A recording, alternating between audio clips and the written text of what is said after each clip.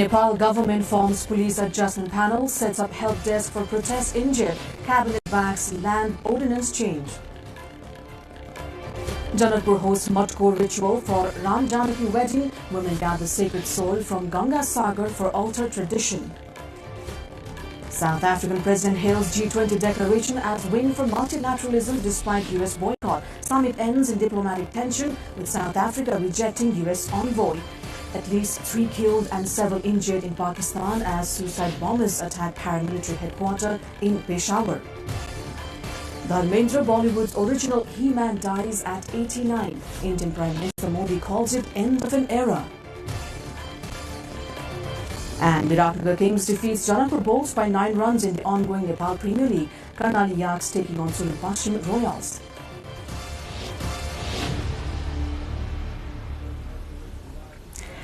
I'm Sarah Sapsanamarai and this is NTV World Primetime News coming to you live from Kathmandu at 1900 hours. Elsewhere, it's 1:15 p.m. in London, 10:15 p.m. in Tokyo and 15 minutes past midnight in Sydney, Australia. Now the news in detail. The Cabinet has approved the formation of a committee to begin work on rank adjustment and personnel expansion within Nepal Police, ensuring that all changes remain within the existing sanctioned positions. In addition, to support those injured during the protests on 8th and 9th of September, the government has allowed the establishment of a help desk. For the next 4 months, 10 volunteers will be mobilized, each receiving a monthly allowance of 15,000 rupees. These volunteers will work alongside under-secretaries and section officers of the ministry to provide medical support and relief assistance. The Cabinet has recommended to the President the issuance of the 9th Amendment to Land-Related Ordinance 2022. Furthermore, for the fiscal year 2025-26, the government has approved 37 officer-level positions under the Ministry of Forests and Environment. These positions will support the management of protected areas, biological corridors, and integrated landscape conservation projects across the country. Nepal's Energy, Water Resources and Irrigation Minister Kulman Ghising has clarified that electricity purchased from India is not causing losses.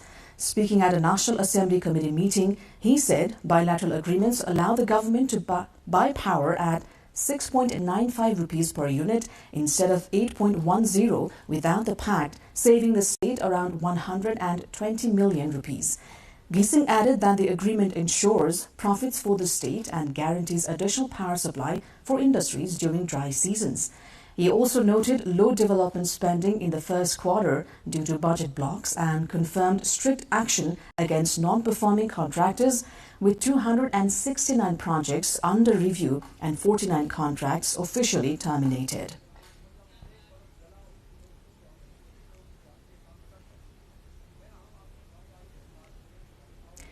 Nepal's Election Commission is stepping up voter education efforts ahead of the March 4th parliamentary elections, aiming to reduce the high number of invalid ballots seen in previous polls.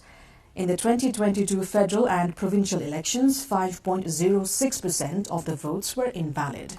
Of the 11 million ballots cast under the first past-the-post system, more than 449,000 were rejected. Under the proportional system, over 721,000 ballots were invalidated. Commission spokesperson Naren Prasad Bhattalai says the plan includes community outreach and expanded digital campaigns to ensure voters clearly understand how to cast valid ballots. Earlier in the 2022 local elections, invalid votes reached 13.24%, with nearly 8.3 million of the 11.8 million ballots rejected, a trend the Commission is determined to reverse. Nepal's government is reporting a surge in applications for its startup enterprise loan program, with 4,000 applicants already registered. The deadline closes tomorrow and officials say participation has been significantly higher than expected. The scheme offers collateral-free loans of up to 2 million rupees for 5 years at a 3% interest rate, targeting innovators with new ideas, skills and technology-driven projects. Applications were opened on November 5 for the third phase of the program, focusing on sectors such as agriculture, IT and digital services, infrastructure, social services, tourism and local resource-based industries. According to Umesh Kumar Gupta, the Executive Director of the Industrial Enterprise Development Institute, 765 projects have received startup loans since the program began in the fiscal year 2023-24. Nearly 171 million rupees has been disbursed so far, with about 29 million rupees already repaid. Young entrepreneurs say the loans have made starting a business easier, but stress the need for stronger project evaluation to ensure better outcomes. Last year, out of the 5,158 applicants, 600 projects received financing. The government has allocated 730 million rupees for this year's program, with applications closing Tuesday.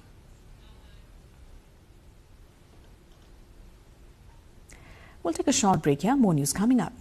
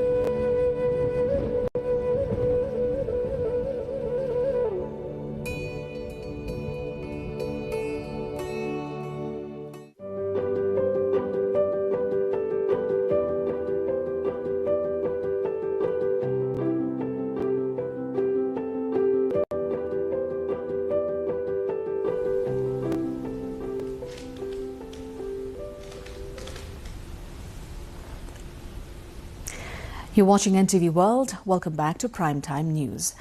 In Nepal's historic city of Janakpur, preparations for the sacred wedding of Lord Ram and Goddess Janaki reached a key milestone on Monday with the traditional Matkor ceremony. Women carrying musical processions from the Janaki temple traveled to iconic Ganga Sagar pond, where they collected soil to build the ceremonial wedding altar. As part of the ritual, participants also carried the soil in a symbolic city circumambulation. A young girl representing Goddess Janaki accompanied the procession, led by the temple's successor priest, Mahanta Ram Roshan Das Vaishnav. Following Vedic chants, the soil was formally brought into the temple for altar construction, a centuries-old tradition of the Ram Janaki wedding festival.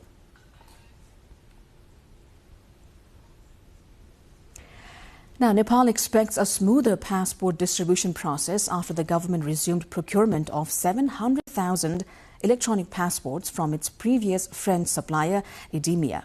The Department of Passports says 56,000 new passports arrived on Sunday, easing the recent shortage. Until now, the department had been accepting only 1,800 applications a day, but officials say capacity will rise to 5,000 daily within a week and to 8,000 to 10,000 in the following 2 weeks. Around 90,000 applicants are still awaiting passports, though the department now holds a stock of 129,000. Another 100,000 are expected within 3 weeks. Director General Tirtharaj Aryal says distribution will no longer face shortages. However, service seekers report continued hardship, citing long waits and the need to travel to Kathmandu for urgent passports, making the process costly and inconvenient. Nepal's current daily demand stands between 3,500 and 4,000, while the department can now distribute 5,000 to 6,000 passports a day and is adding temporary staff to reach 10,000.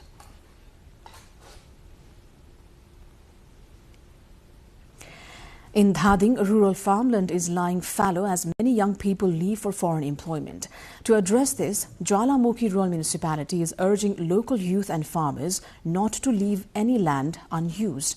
The municipality has introduced a one ward, one agriculture product policy, encouraging cultivation of cash crops and fruit farming on idle lands. The initiative aims to ensure productive use of fallow land while supporting farmers and revitalizing the local economy. Officials say the policy will help boost agricultural output and create income opportunities for remaining residents, preventing villages from being left empty.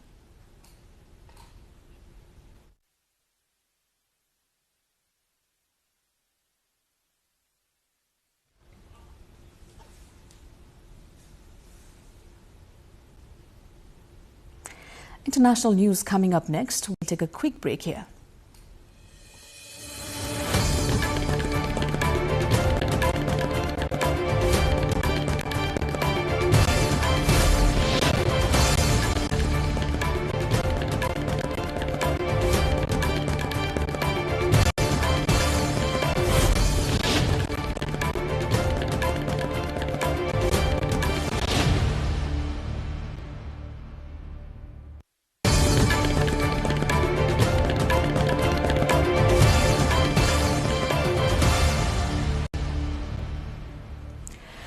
South African President Cyril Ramaphosa has said the declaration from this weekend's G20 summit reflects a renewed commitment to multilateral cooperation, even as the rotating presidency moves to the United States under the shadow of a fresh diplomatic dispute.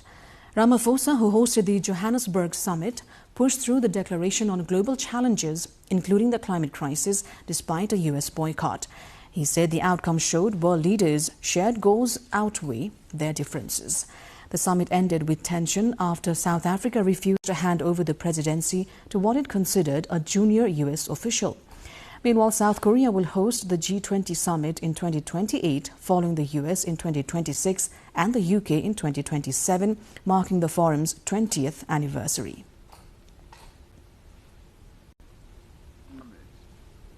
We reaffirmed our support for the G20.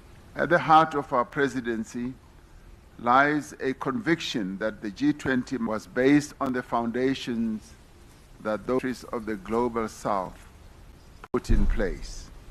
It affirms a renewed commitment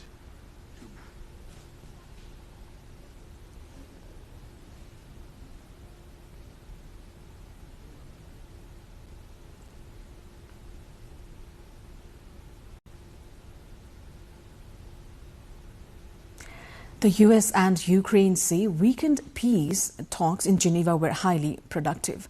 However, Ukrainian President Zelensky says giving Ukrainian territory to Russia is the main problem after talks on a US-backed peace plan. Delegations from both the sides met in Switzerland to discuss a 28-point peace plan. The joint statement says there were meaningful progress toward aligning positions and identifying clear next steps. European leaders criticized the 28-point plan when it emerged last week, saying it was too favorable to Russia. A White House report of the Geneva talks says that based on the revisions and clarification presented, the Ukrainians believe the current draft reflects their national interests. Meanwhile, Russian attacks on Ukraine continue, with at least 4 people killed by a drone attack on Kharkiv on Sunday. To the just and lasting peace. Ukrainian people deserve and want this peace more than anyone. 3 suicide bombers targeted the headquarters of a Pakistani paramilitary force on Monday, killing 3 personnel and wounding at least 5, authorities said. The attackers opened fire as they forced themselves into the headquarters of the Frontier Constabulary in Peshawar city before blowing themselves up inside the complex. The headquarters of the force is located in a densely populated area of Peshawar, the capital of Khyber Pakhtunkhwa province. No militant group has claimed responsibility for the attack so far. Islamist militants operating in the region have ramped up attacks in recent weeks after last month's deadly border clashes between Pakistan and Afghanistan. Pakistan blames the Afghan Taliban for harboring the militants, who it says launched cross-border attacks, a charge Kabul denies.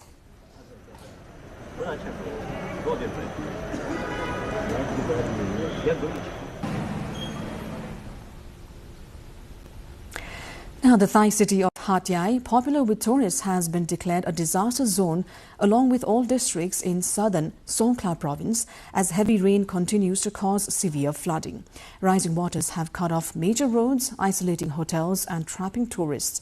Electricity has been cut in several neighborhoods for safety reasons, while internet services and water systems have been disrupted, according to local reports. Heavy rain is forecast to continue in the region into Tuesday. Reportedly, more than 1,000 tourists were stranded at hotels and the Hat Yai airport, which remains operational.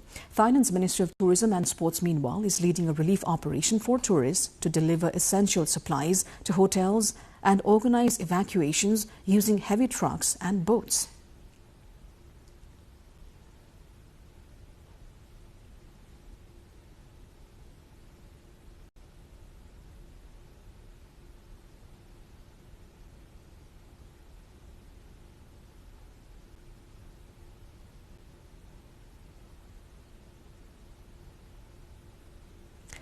Oil prices have fallen today, extending last week's decline of about 3% as investors weighed the chances for a US rate cut against the prospect of a Ukraine peace deal that could lead to an easing of sanctions on major producer Russia. The US and Ukraine were set to resume work on a revised peace plan ahead of a Thursday deadline set by US President Donald Trump after agreeing to adjust an earlier version that critics said was too favorable to Moscow. Brent crude futures fell 58 cents or 0.9% to $61.98 per barrel by 9:51 GMT, while West Texas Intermediate was down 60 cents or 1% at $57.46 a barrel. U.S. sanctions on state-owned Rosneft and private firm Lukoil, which took effect on Friday, have caused friction that would normally send prices up, but the market is preoccupied by the peace deal, making it bearish for oil.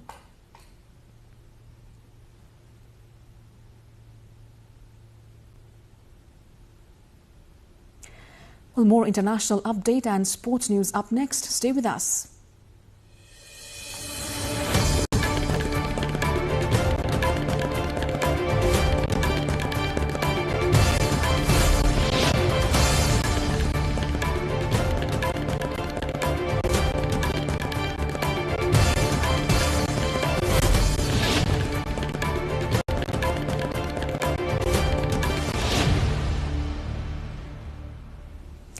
You're watching NTV World and this is Primetime News.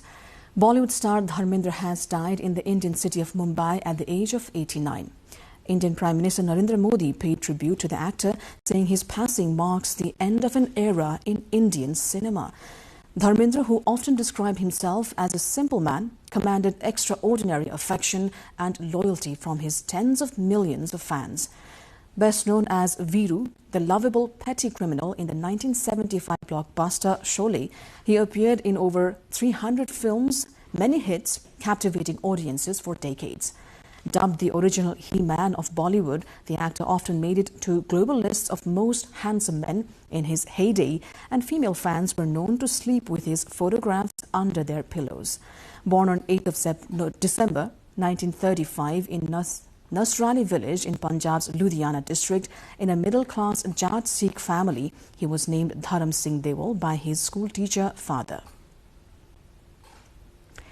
50 of the 315 children kidnapped by gunmen from a Catholic school in Nigeria's Niger state on Friday have escaped.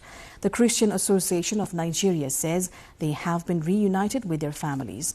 A major military-led search and rescue operation is underway for the remaining 265 children and 12 teachers who were taken with them. In response to a spate of abductions, Nigerian President Bola Tinubu ordered the recruitment of an additional 30,000 police officers. A team of Australian doctors has flown to Papua New Guinea to assess a rare set of conjoined twins. They're both still alive, despite fears they would not make it this far, and the family is hoping to send them overseas for treatment. It's feeding time for brothers Tom and Sawong. The rare conjoined twins were born 6 weeks ago in remote Papua New Guinea and are receiving care at a private hospital in Port Moresby. The ABC has been given exclusive access to visit them. It's very limited people coming in here, mainly to control the infection. The boys are joined at the lower abdomen and share a single liver and parts of their gastrointestinal tract, and Tom has a congenital heart defect. The surgery needed to separate them can't be performed in PNG. Staying where we are is certain death. Jürgen Ruh, a pilot who flew the boys to Port Moresby, has been fighting for them to be sent overseas. Love you both. The public hospital where they were previously being treated said it was too risky to transfer them to Australia, saying it was highly unlikely both twins would survive surgery. But now the boys have been moved to a private hospital and a team of doctors from Sydney have come to assess whether separating them is possible. Doctors from the Sydney Children's Hospital declined our request for an interview, with the hospital saying that their priority is gathering information and meeting with the parents, and their visit doesn't guarantee the twins will be transferred to Australia. But those supporting the family aren't giving up hope. We've been talking to 3 different countries to to hopefully take on the Twins. It's one body but two souls, and let's try and save these two souls. Fighting against the odds. They are survivors and they want to live. Marion Farr, ABC News, Port Moresby. Heavy snow and strong winds swept across several parts of northwest China's Xinjiang Uyghur Autonomous Region from Saturday night to Sunday, disrupting transport and prompting emergency operations across a number of cities. In the regional capital, Urumqi, the snow intensified on Saturday evening as temperatures fell below zero, leaving major roads covered with snow and ice. Local authorities deployed road crews and traffic police to clear the snow overnight, and conditions gradually improved by early Sunday. Police carried out rescue operations and assisted stranded drivers as temperatures dropped to minus 20 degrees Celsius.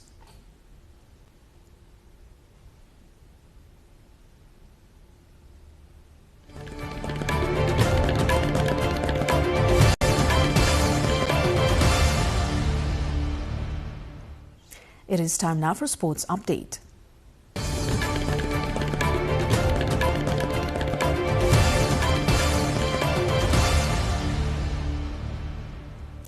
Biratnagar Kings defeated Janakpur Bulls by 9 runs today in the ongoing Nepal Premier League match played at TU International Cricket Stadium, Kathmandu. Put to bat first after losing the toss, Biratnagar secured 135 runs at 20 overs, losing 7 wickets.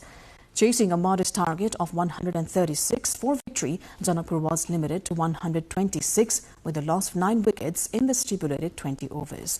For Janakpur, Jan Nicole Lofty-Eaton top scored with 41 runs. Lahiru Milantha scored 23, Sanjay Krishnamurthy 20 runs and Ashif Sheikh 13. Biratnagar captain Sandeep Lamichhane took 4 wickets alone, giving just 11 runs in 4 overs. Likewise, Surya Tamang took 2 wickets, while Shubham Ranjan and Merchant D. Lang took 1 wicket each. Meanwhile, the second match of the day is underway between Karnali Yaks and Sudur Pashchim Royals. India's blind women's cricket team has won the world's first T20 championship, defeating Nepal by 7 wickets in Sri Lanka on Sunday. The inaugural tournament also featured teams from Australia, Pakistan, Sri Lanka and the United States. The event marked a breakthrough for women's adaptive sports, showcasing exceptional skill, coordination and resilience. Organizers say the championship boosted global awareness of inclusivity in sport, inspiring visually impaired girls and women worldwide. The series also tested how well T20 cricket can be adapted without losing its fast pace or fairness. With audible balls, modified fielding rules and clear player classifications, early results show the game remains competitive and highly engaging.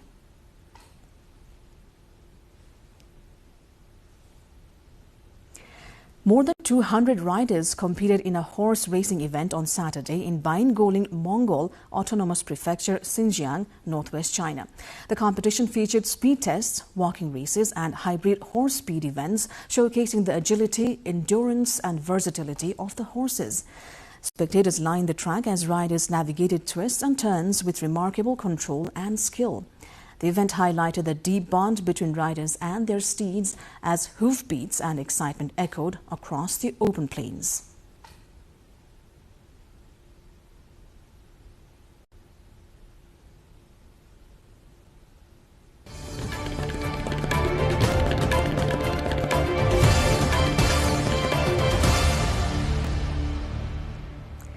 Before wrapping up, here's a look at the top stories once again.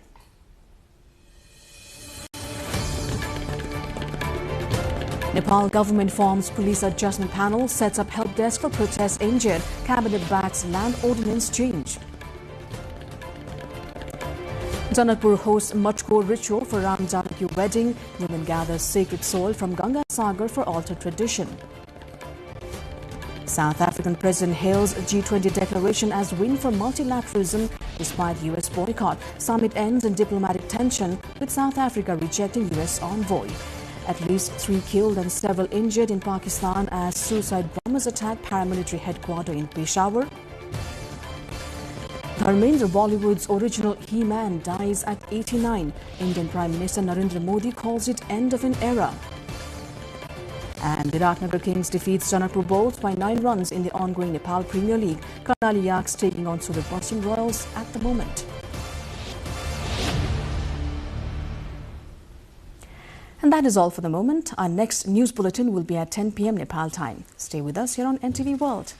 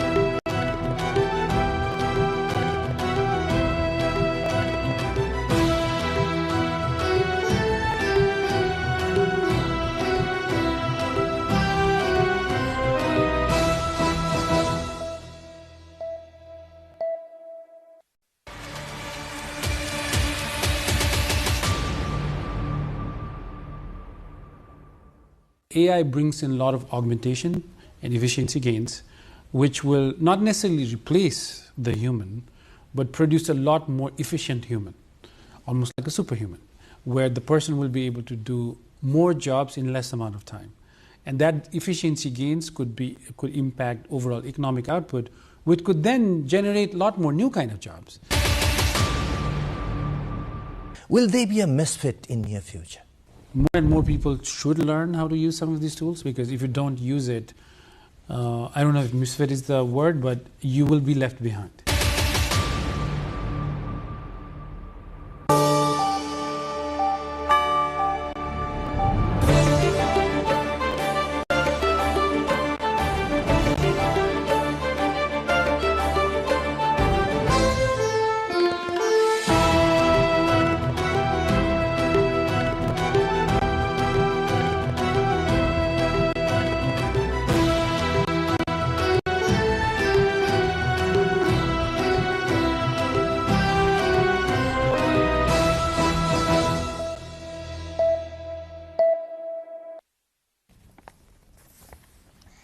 Welcome to the studios of NTV World in Kathmandu.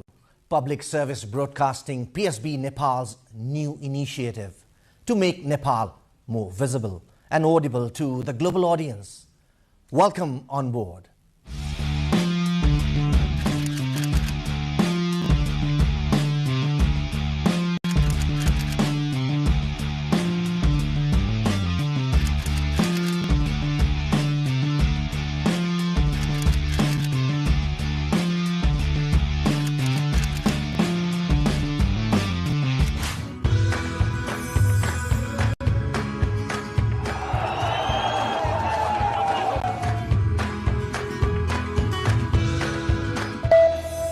This is NTV World. Facts that speak, insights that matter. Telling the stories of a changing planet. NTV World, Nepal's perspective to the world. Exploring the heartbeat of Nepali creativity. This is NTV World. The power of story shaped by technology. NTV World. Unearthing Nepal's hidden heritage. Discovering the timeless Nepal. Telling stories that endure across centuries. Where culture breathes, stories bloom. When the world moves, we make a sense of it. NTV World. Taste of Nepal. Every recipe, every flavor tells the story. Journalism in the digital age. Fast, focused, verified. Stories hold power. Stories reflecting life. Stories of the hinterlands. Reporting for Public Service Broadcasting. Reporting for NTV World. This is NTV World. Welcome to News Hour. This is NTV World. Welcome to Primetime News. One story at a time. Crossing borders, connecting voices, where Nepal meets the world in dialogue. This is NTV World, Nepal's perspective to the world. Voices that connect Nepal to the world, bringing perspective, region and relevance to every story. NTV World, Nepal's perspective to the world. Stand by. Mic is on.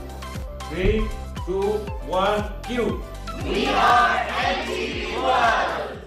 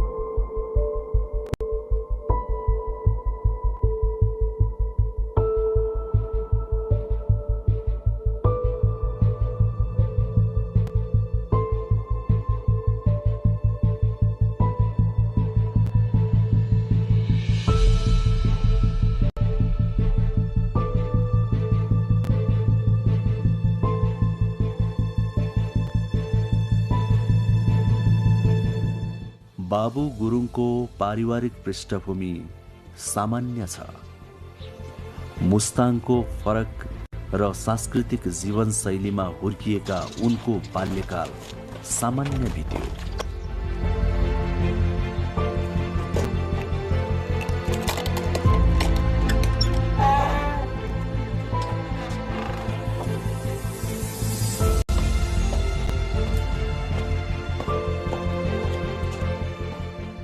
हामी यही आँगनमा खेलेर हुर्क्यौँ अनि हामी गुम्बोबाट फर्केर आउँदा पनि यही ढोका तरेर यहाँबाट आमाले बोलाउँथ्यो। त्यस्तै त्यो बाल्यकाल यस्तै गर्दै बित्नु भएको थियो। अनि यही ढोकाको अगाडि अघि म हिँडेको बाटोमै हाम्रो आमाको साथीहरू चाहिँ दिउँसोको 1-2 बजे पछि त्यहीँ बस्नुहुन्थ्यो। त्यो गरेर कुरा गर्दै बस्नु। उहाँहरूले चाहिँ अनि मेरो नाम बाबु राख्नु भएको। उनको परिवार उनलाई कुनै गुम्बाको लामा बनाउन चाहन्थ्यो, तर उनको रुचि अन्तै थियो।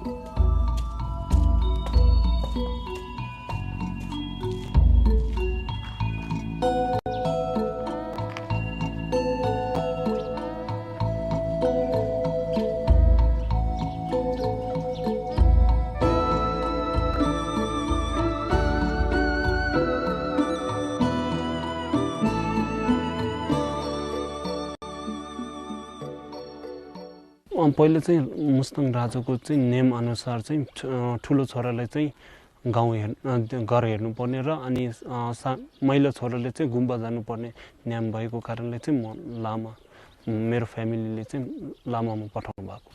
म 20 वर्ष लामा बसेँ। त्यसपछि चाहिँ मेरो इन्ट्रेस्ट चाहिँ कल्चर र वाइल्ड लाइफ प्रतिको त्यो रिलेसनको बारेमा भयो। अनि त्यसपछि चाहिँ मैले सिटिजन साइन्टिस्टको रूपमा आफ्नो काम त्यो स्टडीहरू आफै गर्दै गएँ। मुस्ताङको यो सौन्दर्य र भविष्यको लागि आफ्नो तर्फबाट केही गर्ने सोच भएका बाबु आफ्नो पथमा जति अडिग छन् त्यति नै सन्तुष्ट पनि।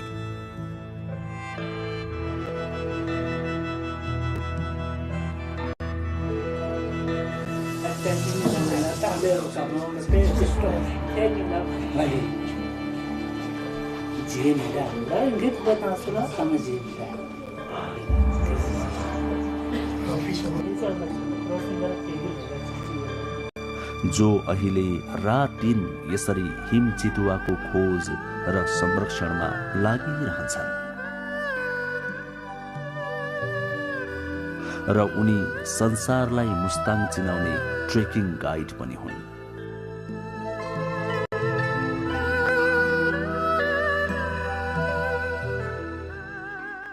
एकचोटि मैले स्नो लेपर्ड भेट्दा मैले 12 घण्टासँगै बिताएको थिएँ। 12 घण्टासँगै बिताएको थिएँ। ऊ पारी डाँडामा बस्यो, म यता वारी डाँडामा बसेर चाहिँ यसै हेड एन्ड सिक खेलेको जस्तै भएर बसिरहेको थियो। ऊ पनि सुतिरहेको थियो। म पनि आफ्नो क्यामेरा छेउमा राखेर चाहिँ कहिले फोटो खिच्न मन लागेको फोटो खिच्यो। त्यसपछि चाहिँ उसलाई हेरिरहेर चाहिँ त्यो गरे उसको हेबिटहरू चाहिँ चिनिरहेको भन्छ। त्यो इन्सिडेन्टहरू चाहिँ मलाई बेस्ट लाग्छ।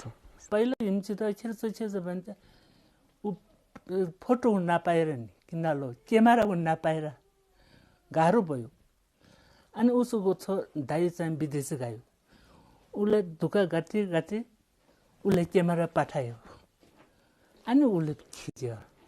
अनि आमा त जहाँ गयो भने तिमी जहाँ गयो भने नडाँटो, हामी साथीसित मिलाएर बसा, अनि काम गऱ्यो भने राम्रो हुन्छ। यिनीहरूको बुवाको काम राम्रो बसा बाबु। अनि म अलि ढिलो छ, बच्चाहरूले दुःख दिँदैन। यिन हामी दुःख बच्चाहरू त नदुःखै बुवाले उर्कायो। आमाले पनि दुःख गरेन, बच्चाले पनि दुःख गरेन। बुवा राम्रो भयो। अनि अलि बाँकी नभयो। नेपालको गण्डकी प्रदेशमा पर्ने मुस्ताङ जिल्ला चीनसँग जोडिएको ठाउँ हो। यो सरदर 4023 मिटर उचाइमा छ। ठूला ठूला रुख बिरुवा विहीन पहाडहरू र यहाँको फरक संस्कृति नै मुस्ताङका विशेषता हुन्।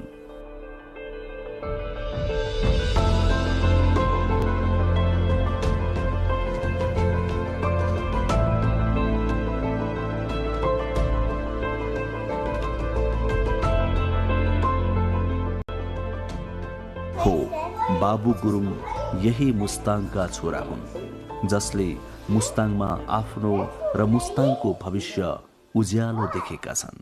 मुस्ताङको एउटा मेन फेसेस भनेको के हो भनेको युवाहरू विदेशी नै मेन प्रब्लम। किनकि म जस्तो अहिले यङ केटाहरूले चाहिँ यता बस्नै उनीहरूलाई चाहिँ गाह्रो मान्छ, किनकि उनीहरूले चाहिँ यता कुनै त्यो नै छैन, रोजगारी नै छैन। तर मलाई विश्वास छ यो वाइल्ड लाइफलाई चाहिँ यो मुस्ताङमा चाहिँ विन्टरको 1 महिना भए पनि उनीहरूले रोजगारी दिन्छ। त्यो रोजगारी पनि त्यति त्यो नभइकन उनीहरूले चाहिँ सिक्न पाउनेदेखि लिएर उनीहरूले रोजगारी दिन्छ भन्ने मलाई विश्वास छ। अनि यो हुन्छ, तर म गरेरै छोड्छु भन्ने मेरो अब डिटर्मिनेसन जस्तै म गरिरहेको छु। मुस्ताङ संसारभरिका पर्यटकको गन्तव्य बन्दै गएको छ, जसको एक उदाहरण यी विदेशी नागरिक। I'm really happy to be here, and me and my wife, we travel a lot, and normally we decide to go to countries where we can combine nature, culture, people, and I like to take photographs. It's my hobby, and therefore for me is this destination perfect.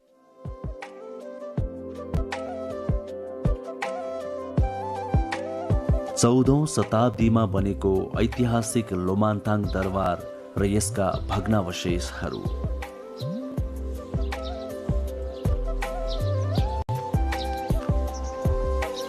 च्याम्पो, आनीझुमा लगायत पुराना ऐतिहासिक गुम्बाहरू,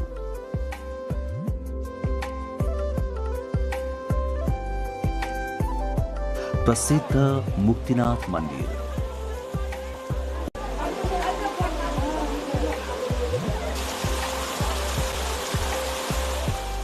पितृको श्राद्ध गर्ने कालीगण्डकीको तीरमा रहेको कागबेनी,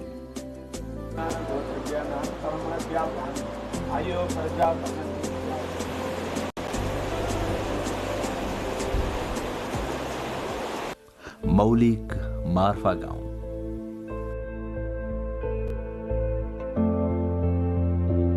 संसारलाई लोभ्याउने कलात्मक पहाडहरू, यहाँको अद्वितीय मौलिक संस्कार र संस्कृति,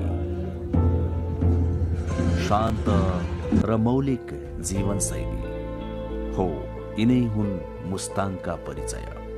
तिब्बतको नजिकै हुनाले यहाँ प्राय तिब्बती संस्कृति मनाइन्छ, भाषा पनि तिब्बती नै बोलिन्छ। बौद्ध धर्म यहाँको मुख्य धर्म हो।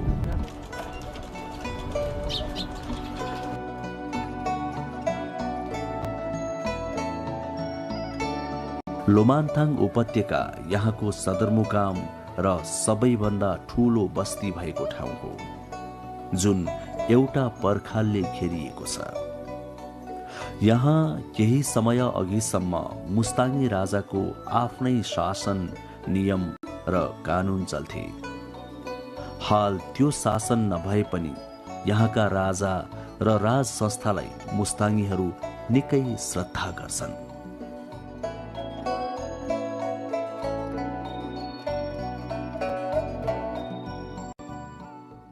उत्पादनको हिसाबले मुस्ताङ स्याउको लागि प्रसिद्ध छ। मुस्ताङ पुग्न काठमाडौँबाट कास्की जिल्लाको पोखरा पुग्नुपर्छ। सुन्दर नगरी पोखराबाट हवाई जहाजमा सदरमुकाम जोमसोमसम्म पुगेर त्यहाँबाट मोटर यात्रा तय गरेर पनि लोमान्ताङ पुग्न सकिन्छ। यसरी जाँदा पोखरादेखि जोमसोमसम्म हवाई जहाजमा 18 मिनेट लाग्छ अनि जोमसोमदेखि लोमान्ताङसम्म मोटरमा करिब 6 घण्टा लाग्छ। पोखराबाट सिधै मोटरमा लोमान्ताङ जान पनि सकिन्छ। यसरी जाँदा करिब 12 घण्टा लाग्छ।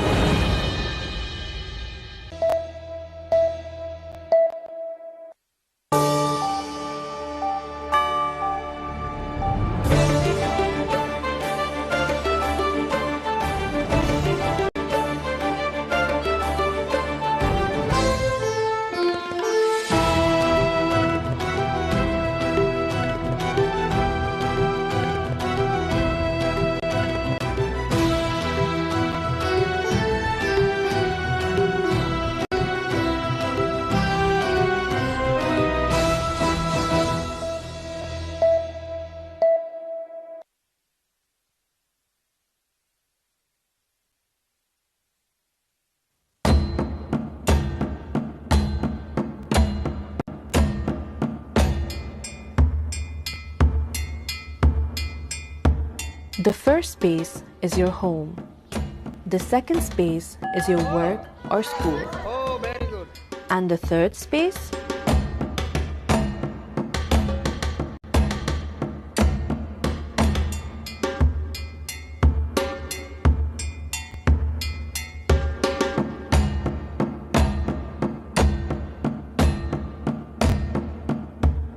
It is a place for your social life to actually unfold.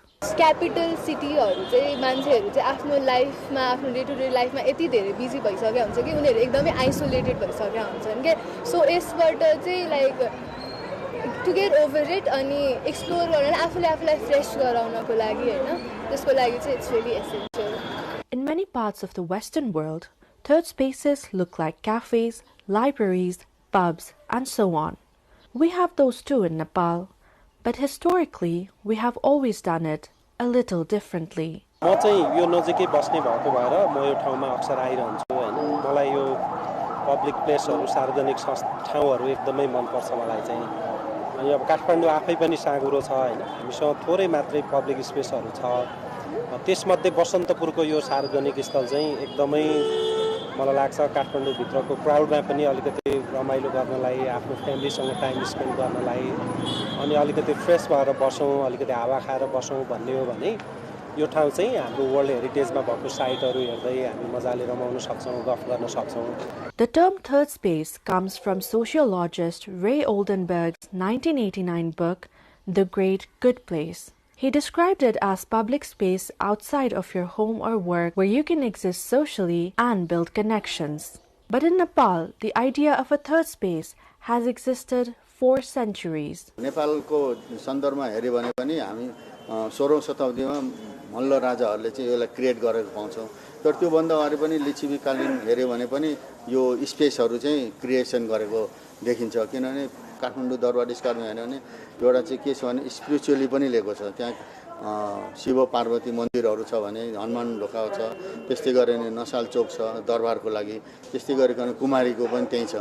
यो जम्मैले हामी के देख्छौं भने यो थर्ड स्पेस चाहिँ हामी अहिले मात्रै हैन कि परम्परागत देखि नै पाइन्छ. बिहान पख चाहिँ किसानहरुले ताजा तरकारी ल्याउने पनि भेट्छौं. अहिले पनि कुरा छ फ्रेश सब्जीहरु खान्छ भने बिहान यो थर्ड स्पेसमा जाने भन्छ. अहिले पनि हामी हेर्यो भने यो दरबार स्क्वायरको वरिपरि तरकारी के अरे बेच्न बिहान बिहान किसानहरुले ल्याएको हामी पाउँछौं. यो चाहिँ त्यही भएर यो परम्परागत देखिन्छ. अर्को चाहिँ के छ भने यो इन्टरेक्सन गर्ने ओल्ड एज अथवा रिटायर मान्छे यस्ता मान्छेहरुले पनि त्यो थर्ड स्पेस युज गरेको पाउँछौं. From temple courtyards to neighborhood chokes to palace squares, our third spaces are woven into the fabric of our history and culture itself. They live on the temple steps. They are sheltered under the shade of the traditional falcha and poured into teacups at hole-in-the-wall tea stalls.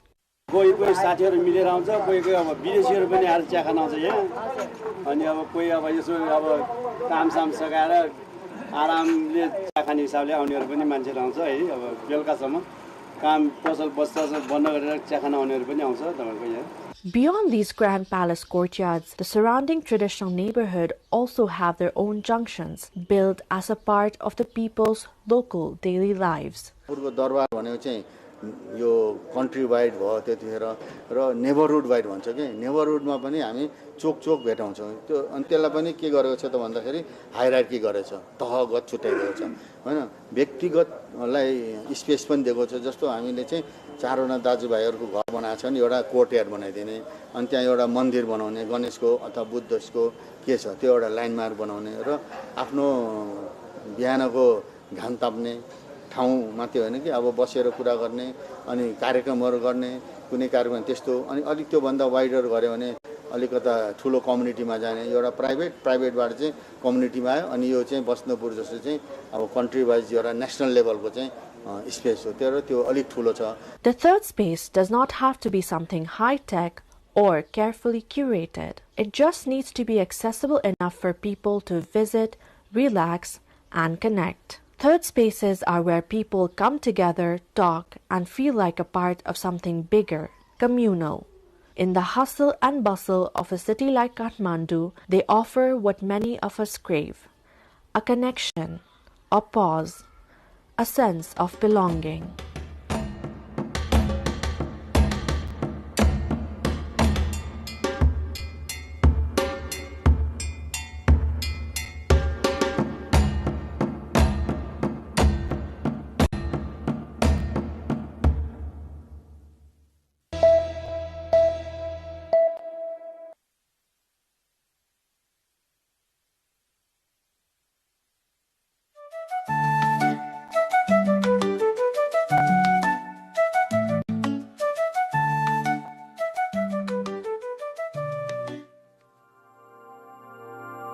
Home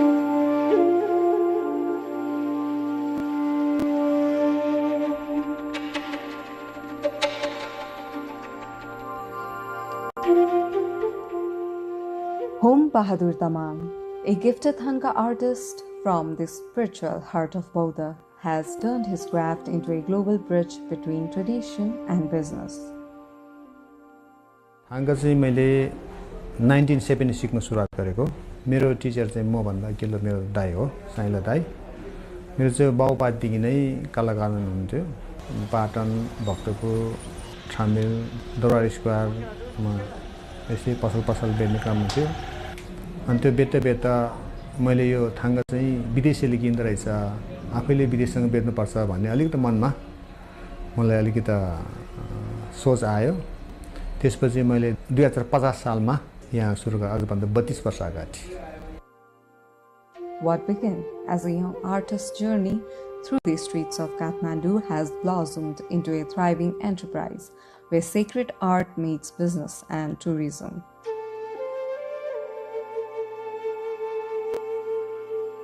With every brushstroke, home brings Nepal's rich spiritual heritage to the world, transforming Thanka painting into a symbol of cultural fusion. त्यो बेला चाहिँ पसल कोही पनि यहाँ थिएन, किनभने त्यो मार्केटले चाहिँ कहाँ मार्केट हुन्छ भन्ने खोज्दो रहेछ। त्यो खोज्ने क्रममा म यहाँ आइपुग्यो।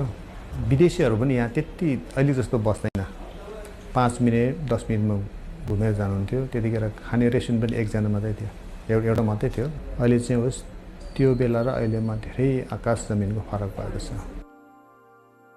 His story is one of passion, innovation, and a deep commitment to preserving tradition while embracing the future. विशेष गरी यो बौद्ध स्तूपसँग रिलेटेड छ। यो बुद्धको शिक्षासँग रिलेटेड यो थाङ्का चाहिँ संसारको मानिसहरू यो स्तूपलाई घुम्ने क्रममा यो प्रार्थना गर्ने मेन आउने ठाउँ चाहिँ यो रहेछ।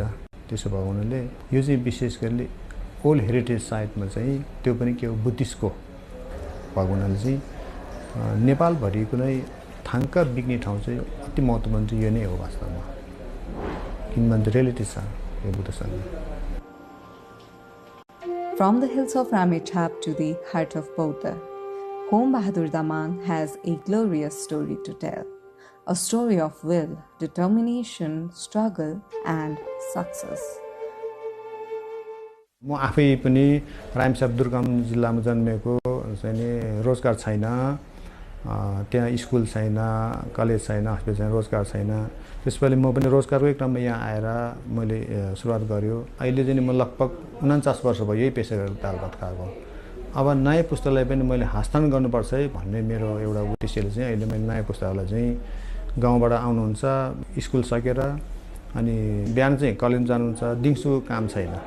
त्यस कारणले मैले 3 महिना फ्री ट्रेनिङ दिने गरेको छ। उहाँको स्किल अनुसार टेस्ट गरेर हामीले यहीँ तलब दिएर जस्तो बिहान कलेज पनि भ्यायो, उसको कति हो त्यसो त्यहाँबाट एक्स्ट्रा टाइम चाहिँ 5 घण्टा 6 घण्टा 7 घण्टा पनि यहाँ जीवन चलाउने चाहिँ काम भइरहेछ अहिले। For 49 years, he painted, taught, and empowered young artisans. Today, his school preserves tradition and creates futures. हामीले यहाँ सुरुमा इन्टरभ्यू लिन्छु, त्यसपछि 1 हप्ता चाहिँ नि सानो र क्यानभासमा हात ट्रेनिङ दिन्छु, त्यसको शरीरको बडीहरू अलिकति ट्रेनिङ दिन्छु, अनि 1 हप्तापछि ओके भनेर ओके या यस भने कोही मानिस नसक्ने चाहिँ नि आधा घन्टामा 1 घन्टामा उठेर गइहाल्छ। म सक्दैन, ढाड दुख्यो, किन उसको मन धेरै भएर गयो, त्यो सक्दैन, ऊ आउँदैन, एक दिन पनि आउँदैन। मात्रै आँखा चाहिँ हुनु पर्यो। हामीले अपाङ्गलाई पनि सिकाएको छ, जस्तो बाहिर कान नसुन्ने पनि सिकाएको छ, आँखा चाहिँ हुनु पर्यो, त्यस्तै हो। As interest in Buddhism grows worldwide, so does the appreciation for our sacred art. Foreigners now come not just to admire but to learn, studying our architecture techniques and meditative Thanka traditions, giving new life to what was once known only within our borders. Buddhism Nepal हो। नेपालमा जति छन् विश्व सम्पदामा सूचीमा भएको मठ मन्दिर गुम्बद छ, यसैबाट उहाँले पनि सिकेको वास्तवमा। यो जुन बौद्ध स्तूपरा भनौँ लुम्बिनी त्यो जस्तो त उहाँहरूले बनाउन सक्दैन, तर यसको चाहिँ एकदम महत्त्वपूर्ण के छ भगवान यहाँ चाहिँ दोस्रो तेस्रो बुद्धको रिलिटिक यहाँ छ। जति चाहिँ अहिले संसारमा यो बुद्धिज्म फैलिँदै जान्छ यो महायान बुद्धिज्म त्यतिकै ठाङ्गको भ्यालु चाहिँ बढ्दैछ अहिले जस्तो मेरै कुरा हो मैले 40-45 वर्ष यति ठाङ्गको महत्त्व थिएन किनभने वर्ल्ड वाइडमा बुद्धिज्म थिएन विदेशीहरूले जानेकै थिएन उनीहरूले त्यो सुरसुर आउँदाखेरि सानो एउटा नेपाल आउँदाखेरि सुपर नेट किन नलैजाऊ भन्ने मात्रै लाइन थियो अहिले चाहिँ उहाँहरू चाहिँ जस्तो अमेरिका युरोप तपाईको यो सिङ्गापुर ताइवान मलेसिया विभिन्न देशमा चाहिँ अहिले बुद्धिस्ट प्र्याक्टिसनर धेरै उहाँहरू चाहिँ गर्नुहुन्छ त्यसको लागि चाहिँ एकदमै महत्त्वपूर्ण छ त्यसकारणले भविष्यमा यो थाङ्गा चाहिँ छ यसको मार्केट छ As an artist, entrepreneur, and a master, he feels fulfilled, creating beauty, guiding others, and living with purpose. मैले संसार जीवन जगतलाई थाहा पायो अहिले हामी सांसारिक जीवन छ सांसारिक जीवनमा कसरी जिउने र अर्कोलाई पनि कसरी जिउन दिने कला थाहा पायो त्यसपछि अब जुन देशमा जन्मे पनि जुन कुलमा जन्मे पनि 100% निश्चित के हो भने मृत्यु छ त्यो त निश्चित हो नि एउटै निश्चित छैन कहिले पनि निश्चित छैन तर त्यो मर्नेमा म कसरी मर्ने भन्ने कला पनि थाहा पाएँ मलाई त धेरै परिवर्तन भएको छ मैले परिवर्तन भयो भने के हुन्छ मैले ठुलो पचेरो चढ्यो ठुलो त्यस्तो होइन तर मलाई खुसी छ सादा दाल भात खान पाएछ मैले परिवार पाल्नु पाएछ यही थाङ्गाले म जापान घुम्यो युरोप गयो चाइना घुम्यो बुद्धिस्ट कन्ट्री सबै घुमेको छ सबै ठाउँमा मैले घुम्नलाई मलाई पैसाको आपत पनि परेन थाङ्गा सँगसँगै लान्दै बिर्बिङ गर्दै बेच्दै दर्शन बेचेको हो त्यसकारण मलाई त एकदम खुसी छु म त पनि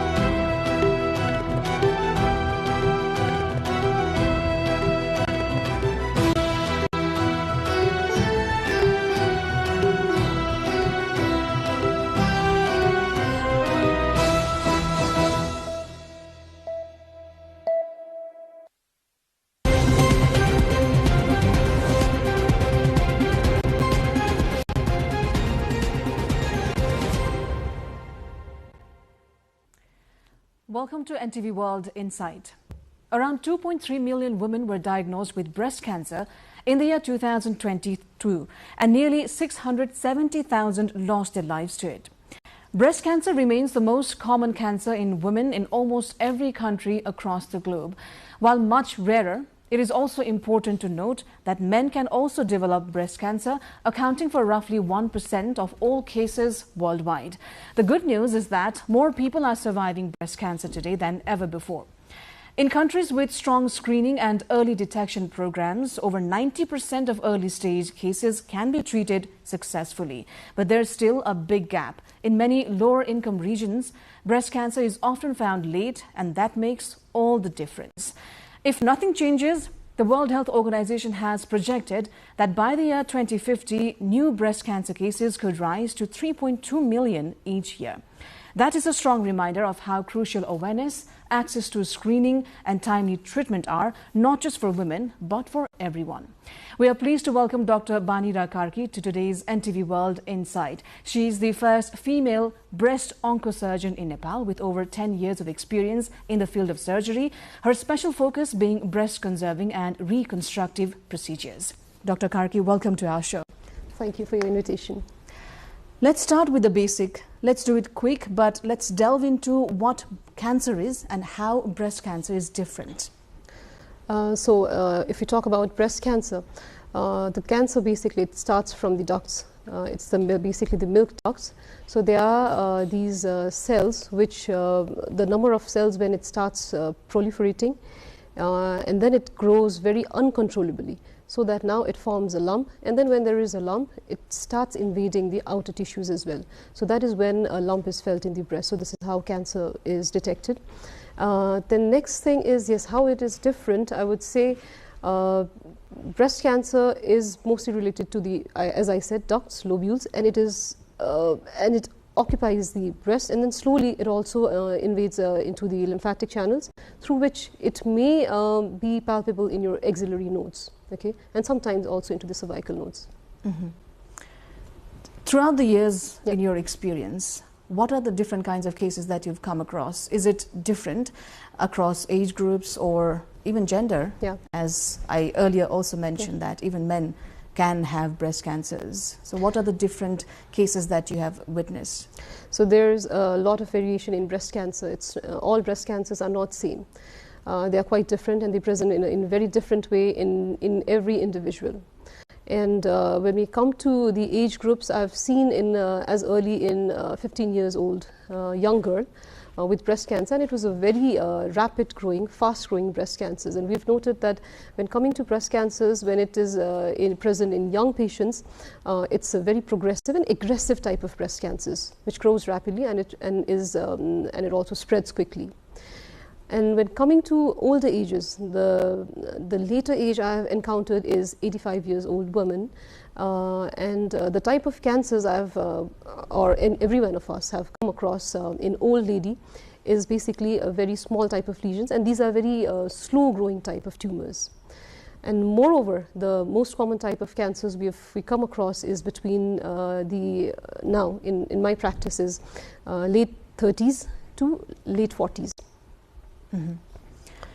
Talking about our statistics that we have, the latest that we have is of 2022, and that's by World Health Organization. 670,000 lost their lives in that year. It's a very jarring number. What has the trend been like overall? If we talk about breast cancer cases, the number of new cases every year, it's increasing. As you also said, by 2050, there is going to be a global rise, and it was also expected that by 2040, it's going to be rise by 2.5 million new cases. So similarly, when we talk about the death rate in the developed countries have declined compared to previous. But then the death rate in a country like ours, in the underdeveloped countries, the death rates have still not fallen down. So this is the difference that we are facing. The number of new cases are increasing worldwide, but the number of death rates are still, we are still facing that those kind of cases in our practice. Mm-hmm. So 3.2 million, that is if we do not have early screenings or if we do not probably adopt a healthier lifestyle, I guess, right? True, yeah. Early detection actually helps us cure the disease. Mm-hmm. It also has a better prognosis, and we could give a very good treatment, near to curable treatment. Mm-hmm. Almost 98% of breast cancers are curable when they are diagnosed in the first stage, right? So around 90% at least we can treat completely if they come to us with the second stage breast cancers. Mm-hmm. But as the stage increases, if it's an advanced breast cancer, then the prognosis will be comparatively little worse. Mm-hmm. So early detection saves life. Again, I would like to say, so for that, screening is very, very important. Mm-hmm. There's also a lot of worry, fear, skepticism as well for people to go and get themselves checked. Yeah. How do we encourage people to get it done?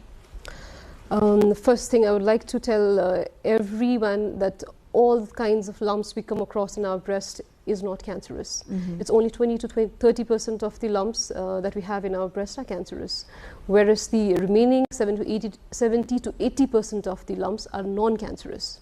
So we need not be scared, first thing, because there are patients, they come to us, they're very anxious. I felt this and I haven't slept entire night, and they come crying, now I got the cancer. But it's not that in every individual. So yes, awareness is very important. You should be aware, and if you feel anything, then you should come timely. Mm-hmm. With awareness, there's also a question about accessibility. How have you viewed the issue of accessibility in Nepal? Yeah, in Nepal now things are quite available, I would say.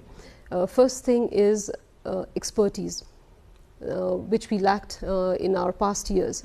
Now we have breast cancer surgeons in Nepal as well, who would actually deal with only breast-related diseases. So that is important. Whom do you confront to? Next thing is the type of investigations which we do it in developed countries. We do have everything available in Nepal as well. And coming to even remote areas, we could at least do the basic ultrasound, for the detection of breast cancer, even if we don't have the higher imaging techniques. So that so with that only, at least we could detect cancers. You've had more than 10 years of experience in the field. How has our technology advanced over the course of time? Yes, over the period of time, technology has advanced, and talking about our field, there are very few tests that are actually required in breast cancer, the entire treatment. So the basic ultrasound, we already had it, and mammography, also we had it from past many years. Then third thing is for the metastatic workup, we would say, that is to see the spread of the disease to the entire body parts. We had CT scan, but now we also have PET CT scan, which is the recommended standard investigation for the metastatic workup. So we do have all the investigation facility in Nepal now. What are some of the most common misconceptions about breast cancer? Are there misunderstandings? Are people not understanding what it actually is? There are actually so many myths about breast cancer, I would say. Many people still up till now the gold standard investigation is mammography, right? It's a kind of an X-ray which we do to detect the breast cancers. So many people have this concept that if we do a mammography, then because of the radiations you'll get cancers. Which is not so true, I would say, because the type of the amount of radiations which is given in this mammography is very less. It is very less, so you can safely do it every year. So many people, they do avoid doing mammography because of this fear, because of the radiations, but the radiation dose is very low, so you can safely do it. What, apart from early detection or getting yourself checked in periodic basis, can one do in order to avoid breast cancer? So yes, in order to avoid breast cancer, first thing is every individual should have awareness. Next thing is they should know about their breast. Self-breast examination is very important. I would advise every woman to do a breast self-examination once a month. So at least this is not just that you'll be able to find a cancer, but it's just to know yourself, know your body so well, so that if there is any changes, then you will come to know. If you examine your breast every month, once a month, and if there is certain new changes that you've noticed, maybe there are certain skin changes, maybe there are certain discharges, or maybe there is disparity in your size, or there is some dimpling in the skins, very small little things. If you notice anything, then if anything is evident, then you should come up with that. So for that, I think I would suggest everyone should do a self-breast examination. So any changes at an alarming level warrants a checkup? Yeah. Any age and any type of changes you note in the breast. What cures are available to us at the moment? Talking about breast cancer, the first most I would say is surgery. So surgery, we have options. Long time back, there were no much options. So the only thing was mastectomy, that is getting your entire breast removed, and also removing all your nodes, which would definitely give some form of morbidity, like people might have some kind of swellings in their arms, the post-operative complications. But now things have changed. So we have, in the surgical field, we have moved towards conserving the breast. So breast conserving surgery is what we are doing today, and also regarding the axilla, we are not doing the massive nodal dissection nowadays. We've come across to only selective nodal dissection, okay, like which we call it a sentinel lymph node biopsy in selective cases, so that we could avoid those morbidity in patients. And besides that, yes, we have all the facility of chemotherapy. All the drugs are available in Nepal as well. Following that, radiotherapy, that is, you give radiations to the affected breast, to the chest wall, and to the axilla as well. So, and fourth thing is the hormonal therapy. So some people, depending upon their tumor, their cancer types, they might need hormonal therapy, so which we give it for 5 to 10 years maybe, depending on the patient. How do you decide which treatment to give to whom? What are the stages or types that categorizes these treatments? So see, actually, for every patient, we have a tumor board meeting. It's not that one individual decides the treatment for that patient. When we have all the reports, all the investigations, once the patient is diagnosed with the breast cancer, so there is a team that sits, and then we decide what would be best for this individual, and that we decide based on the size of the tumor, okay, location of the tumor, and we also decide upon the number of nodes involved or it's not involved, okay, whether there is spread to the other parts of the body. So depending on all these and the staging, which stage the patient presented to us. And another most important is the type of tumor patient has, because some types of breast cancers, they are very aggressive. Okay, they spread very quickly via blood and they go to the different parts. So those type of cancers we initially treat with chemotherapy. And sometimes patients, they present with a very large size tumor. So in those patients, we do not directly go for surgery. So those patients, we try to, stage down. If the patient's in third stage, then we try to first give the chemotherapy. Our priority would be that the tumor should not spread to other parts of the body. So we downstage the tumor. If it is in stage 3, then we try to get it to stage 2 or 1, okay? And then only we go for surgery. So by that time, the tumor will also shrink. And we also stop the process of the spread to the other parts of the body, and that's how we treat the patient. And in those patients also, yes, we can give the options of breast conserving therapy, because once the tumor has shrunk, so it's easy for us to preserve the breast. How does this breast conserving surgery and the procedure look like? So breast conserving surgery is like, it's basically we remove that tumor, but along with that tumor, we also remove a small amount of tissue around it. Okay, so that we do not touch the tumor, just the surrounding tissue. We remove the entire tumor along with the surrounding extra normal tissues. Okay, so after that tissue is removed, then there is definitely a defect. So for that defect, we do some oncoplasty techniques so that we could give them a good cosmetic outcome.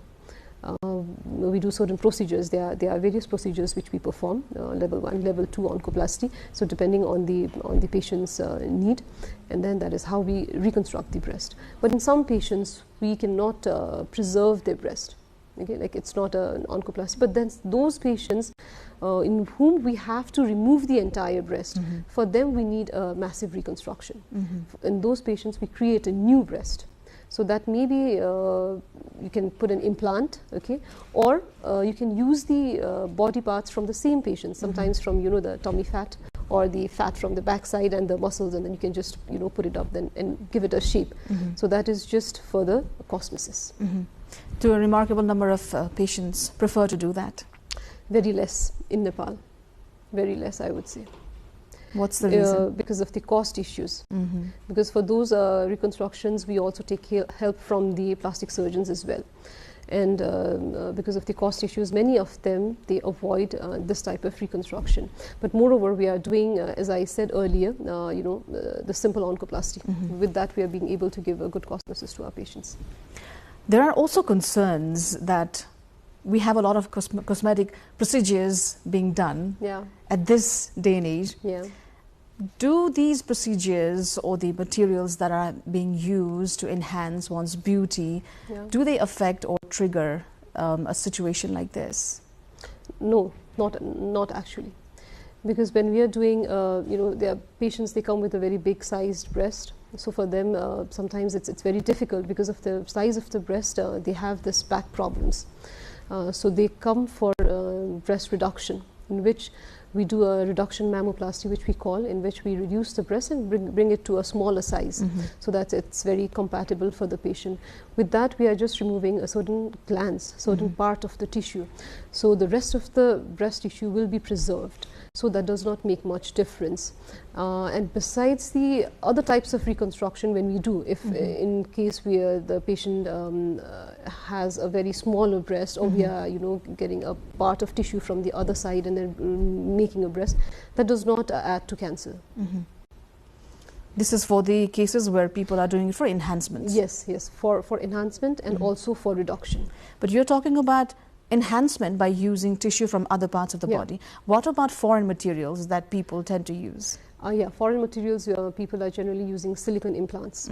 Besides that, nowadays fat grafting is also being very commonly done. So you remove fat from your this tummy fat, mostly, sometimes from the thighs, and then you can just put it into the breast, so that you fill the breast with the fat, and then you can give it a shape. So there's no concerns regarding? No, there is no concerns, or there is no issues with it. Like it in future, it may lead to breast cancer. There is no such issues with it. Many women, lactating mothers in fact, these days, out of lifestyle obligations, let's say, or for various reasons, are opting out of breastfeeding. Is there any correlation between breastfeeding and breast cancer? Yes. Two things I would like to say. One about pregnancy and also breastfeeding. I would like to add pregnancy to this as well. Because the number of kids nowadays that people are conceiving is very less. They are moving to 2 or 1 these days. So pregnancy is actually a protective for breast cancer, because that time, then that 9 months, the hormone exposure, estrogen hormone exposure, is very less in your body. So that's why the breast cancer rate decreases with the number of child you have conceived. Okay, with the increasing number of child, the rate decreases for the breast cancer, and it's similar with the breastfeeding. Again, breastfeeding is a protective mechanism. So it's protective for breast cancer and as well for cervical cancer as well.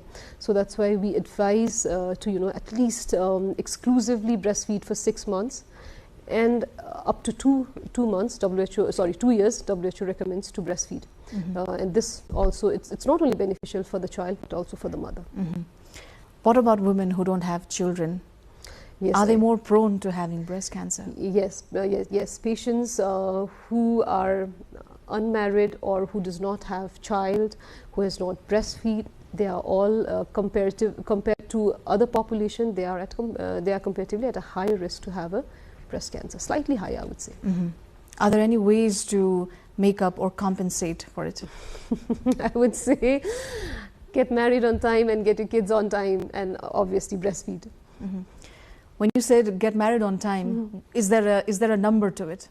Yes, married on time, I would say actually you have to it's better always to have your first kid before the age of 31 years.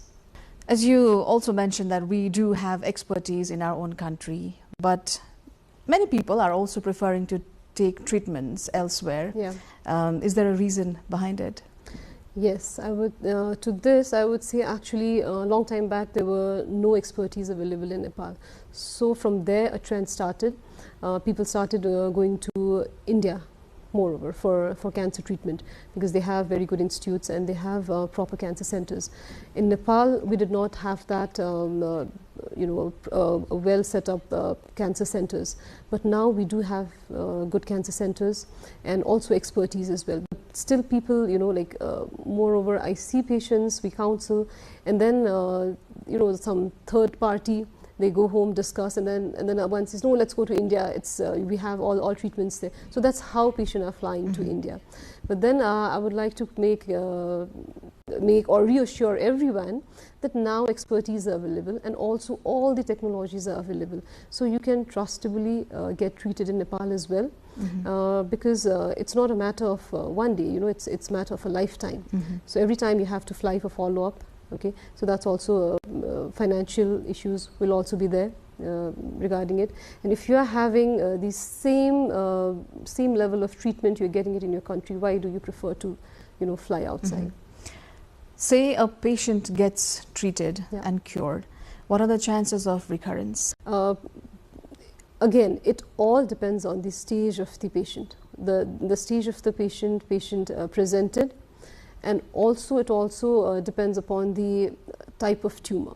There are certain type of tumor, like we say it, triple negative breast cancers, HER2 positive breast cancers. Those type of cancers are a little aggressive, and the chances of recurrence is comparatively higher in those patients.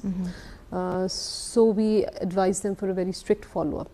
But if it is a hormone positive breast cancer, then those patients, in those patients when treated in early stage, the chances of recurrence is very less, but yes, with cancers, they are always possible that you might you are always at a high risk if it is a cancer patient, especially in context to that you might get cancers on the other side of the breast, maybe 5 to 10 years down the lane. So that's why a regular follow-up is very much mandatory. In case of men, what does breast cancer look like? Is there a specific type of region or lifestyle, age group that makes men more prone to breast cancer? See, if you look into the ratio of male breast cancers, then it's very less. It's just about 1% of the entire breast cancers.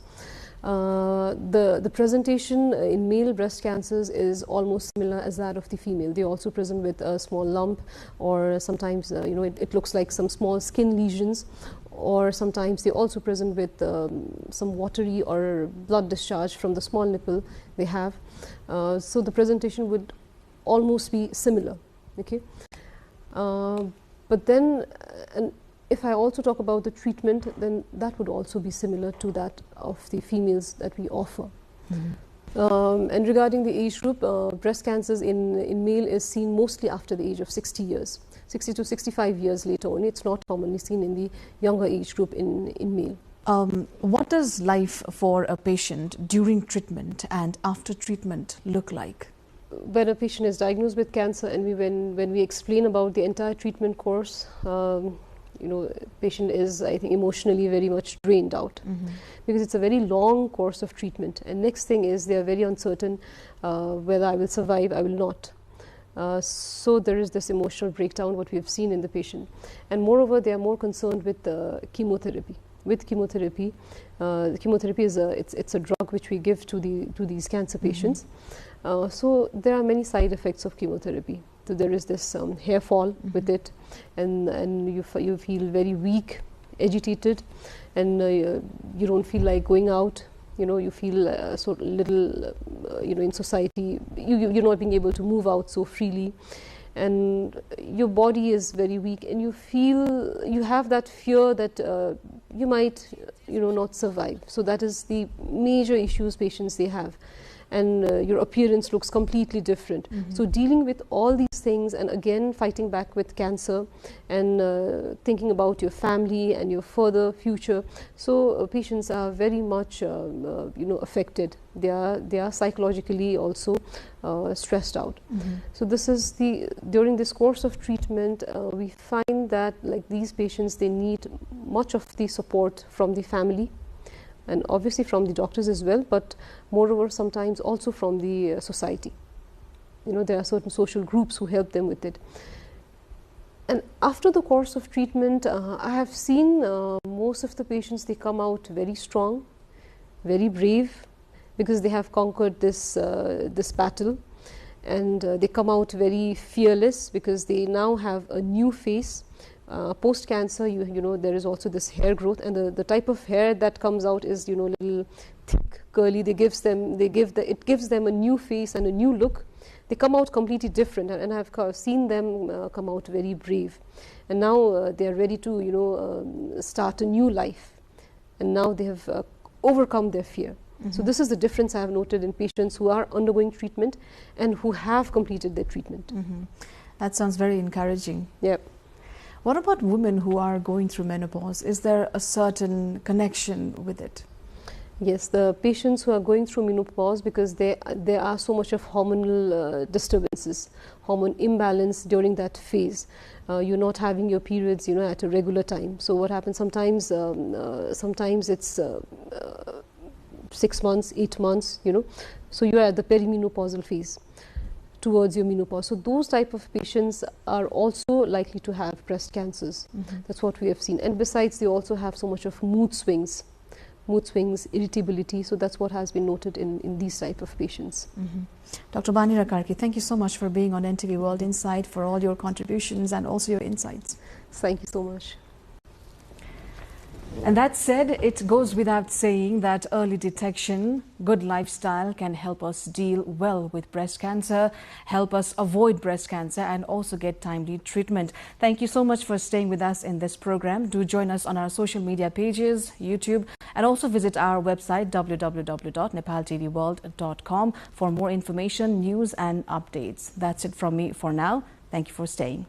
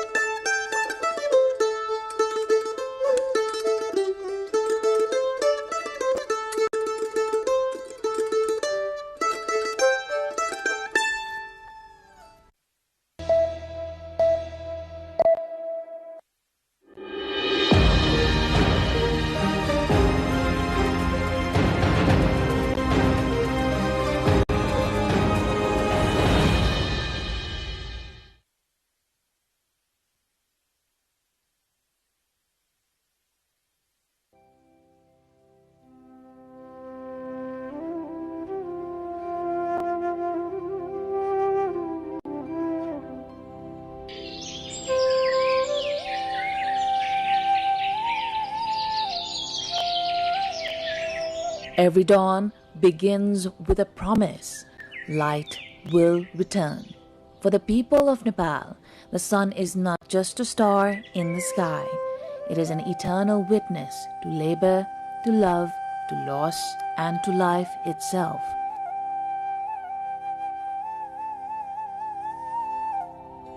The scriptures call it Aditya, the giver of vitality, the sustainer of truth. Farmers bow to it before planting their seeds. Mothers pray to it for the well-being of their children.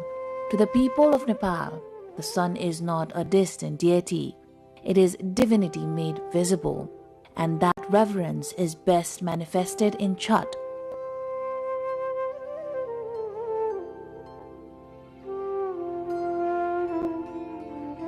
the festival where dwellers of the plains gather to thank both the rising and the setting sun. This Chhath festival is a Hindu Vedic festival which is not only celebrated in India and Nepal these days. It has transcended to all the frontiers. Previously, it used to be celebrated in India and Nepal only. But these days, the devotees who belong to Hinduism or from Islamic community, even they are celebrating abroad. Since this festival is the celebration of the nature and it promotes organic way of life, it promotes pollution-free atmosphere and environment, this festival has reached to all the walks of life because it promotes equality. As you could see that the devotees at the same pond, no matter whichever caste or class they belong, they are considered to be equal. The roots of this festival lie deep in the ancient plains of Mithila, a cultural landscape shared by Nepal and India, where faith, soil, and sunlight have long shaped life itself. From its earliest mention in the Vedas to its celebration today, Chhath has journeyed through centuries and civilizations changing form, yet never losing its spirit of purity, discipline, and gratitude. It's a 5-day festival. The first day is called Marua Mach Barnai. Barnai means to refrain from. In that day, the devotees take a pledge to refrain from consuming non-vegetarian food and garlic and onion made food items. And the second day is called Nahai Khai. In that second day, the devotees first take bath, then offer prayers to the sun god, and then consume pure food. The third day is called Kharna. And in that day, the devotees take fast till evening and break the fast with the prasad of kheer and banana. On the fourth day, we could see the Sandhya Arghya, that is evening prayers. All the prasada which is offered to the sun god, each and every prasada is offered to the sun god by standing in the waters. And the same thing is repeated in the fifth day, that is called Usa Arghya. Usa means the prayer for the rising sun.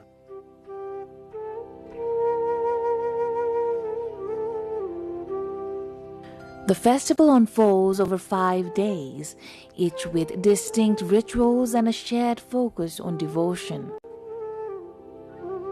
Families prepare offerings, maintain sacred spaces, and observe fasts while communities gather along water bodies, including river banks and ponds, to offer prayers to the rising and the setting sun.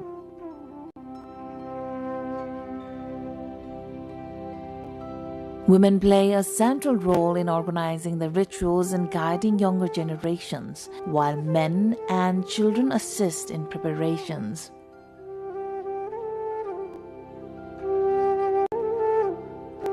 The collective participation reinforces family bonds and community cohesion, bridging generations in a shared cultural practice. The women of our part of the world, they do rigorous fasting for the long life of their husband and children. They are at the central role in this festival. छठमा महिलाले मात्रै पूजा गर्ने होइन, पुरुषलाई पनि छठमा जो सुकैले पनि छठमा पूजा गर्न पाउनुहुन्छ. यहाँ कुनै जेन्डरको बायस छैन. तर हाम्रो वुमेन इम्पावरमेन्टलाई कहाँसम्म यसले रोल प्ले गर्दो रहेछ, सस्टेनेबल डेभलपमेन्ट गोल्समै हेर्ने हो भने जेन्डर इक्वालिटी कुरा गर्छ, वुमेन इम्पावरमेन्टको कुरा गर्छ. There is no use of Sanskrit mantra, there is no role of pandit, there is no any holy text which will prescribe the modality of the Chhath celebration.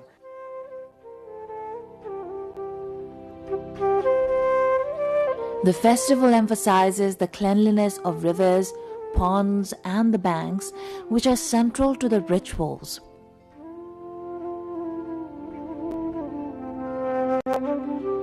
These practices reflect an understanding that devotion is inseparable from responsibility towards nature. The festival demonstrates how religious observances can reinforce sustainable interaction with natural resources, promote environmental stewardship, and instill awareness about protecting water, soil, and the surrounding environment. Once the Chhath festival concludes, we forget the messages which Chhath festival intends to give. Chhath talks about the pollution-free water bodies, the pollution-free sand, the pollution-free soil, and the pollution-free atmosphere. But the thing is that we often forget these messages. And the governments could uphold these messages if they could come up with certain policies while enlisting this Chhath and or promoting this Chhath festival in the UNESCO or in some other policy mechanism. They could draft some policies, or they could draft some provincial laws which could enlist our water bodies as a natural body.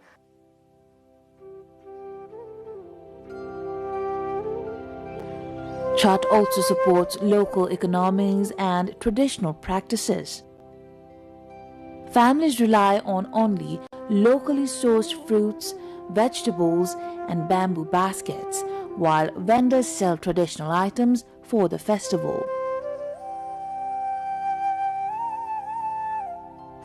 Home-prepared offerings and locally produced goods strengthen community livelihoods and ensure that cultural indigenous skills and knowledge are preserved.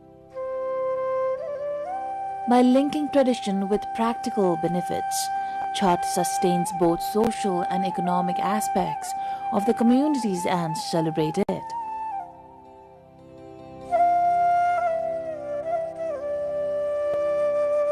This festival could be used as a bridge to connect the people from all walks of life, to connect the people from hill and tarai, to connect the people from each and every community member. So this festival could emerge as a festival of social cohesion. And beyond this, we could unite our community in a bond of equality and in a bond of community spirit.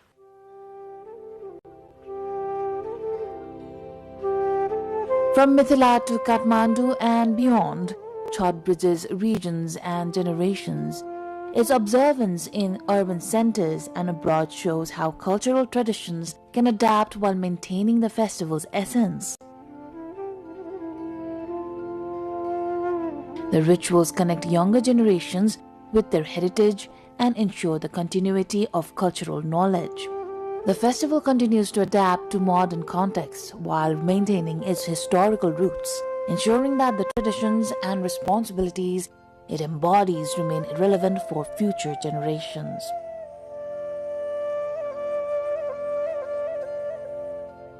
The Holy Scriptures also talks about Chhath festival. Lord Sita had performed Chhath festival after Lord Rama came from Banvasa. And once Ram Rajya was established, Goddess Sita had performed Chhath for the well-being of Ram Rajya, for the well-being of the Ayodhya people. It's in Ramayana, Sita had performed Chhath, and in Mahabharata, we could see that Kunti and Pandavas, they had also performed Chhath.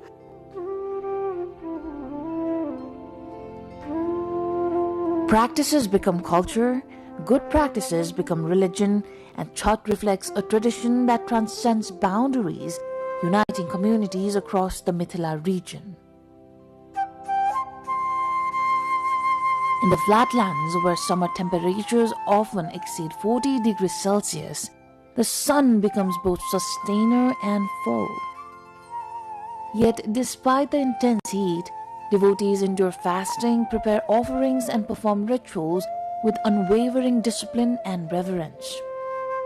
In facing the sun in this way, they demonstrate resilience, faith, and a profound connection to nature, showing that devotion can persist even under the harshest conditions.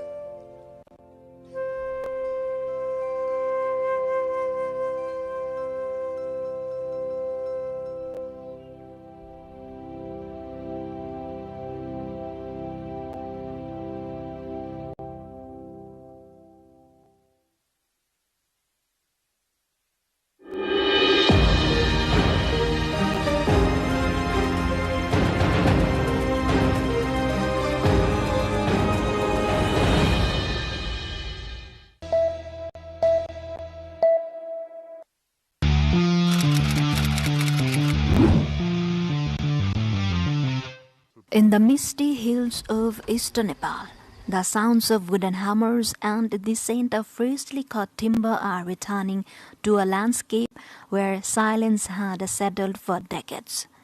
Traditional Limbu houses, once they had a village life, are rising again. Not as a family dwellings this time, but as living museums of a culture on the brink of disappearance. For years, the old-style home construction built with mud, stone and timber had been abandoned. But now, a joint initiative by Nepal's federal, provincial and local governments aim to bring them back through a new cultural tourism project known as the Raithane Park, meaning Indigenous Heritage Park. Located at the confluence of Ward 3 and 4 of Kumayak municipality, the Sambafe Cholung Raithane Park stretches across nearly 15 ropenis, about 0.76 hectares of terraced hills. Funded by the Ministry of Culture, Tourism and Civil Aviation, the province-run government and the municipality, the park has received more than 20 million Nepali rupees, around $150,000 in investment.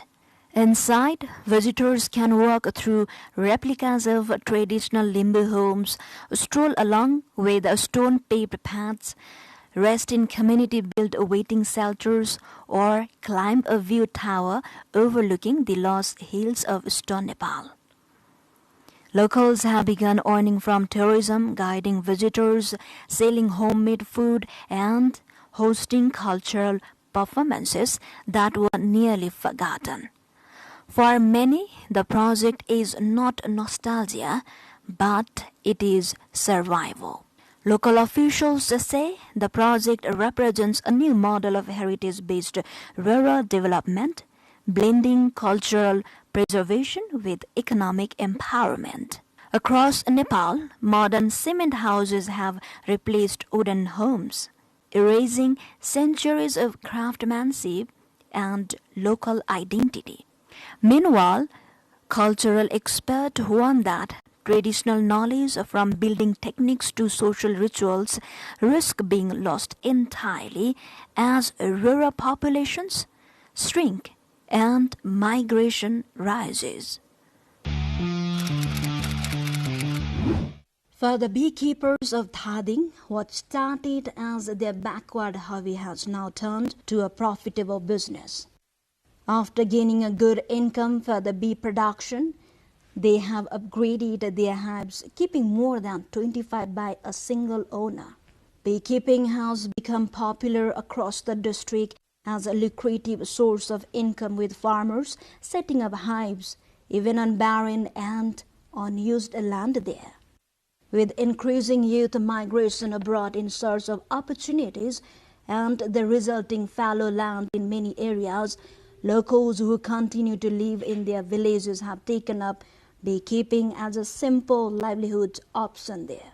Unlike other crops, beekeeping is easy to manage, and with a shortage of labor for field work, farmers find it more feasible than other agricultural activities. Farmers say, with good market access, selling honey and honeycombs can earn up to 300,000 Nepali rupees per season, with the possibility of harvesting honey 3 times a year.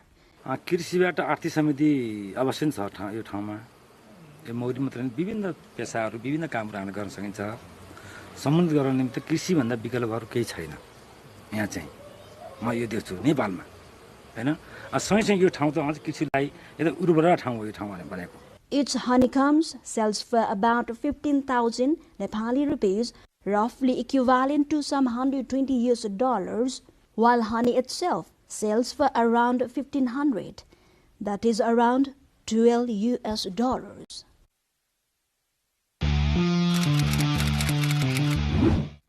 The marginalized Chepang community from the remote hills of Thading district in central Nepal are distressed, as broom grass, known as amriso, are no longer a charm for the buyers.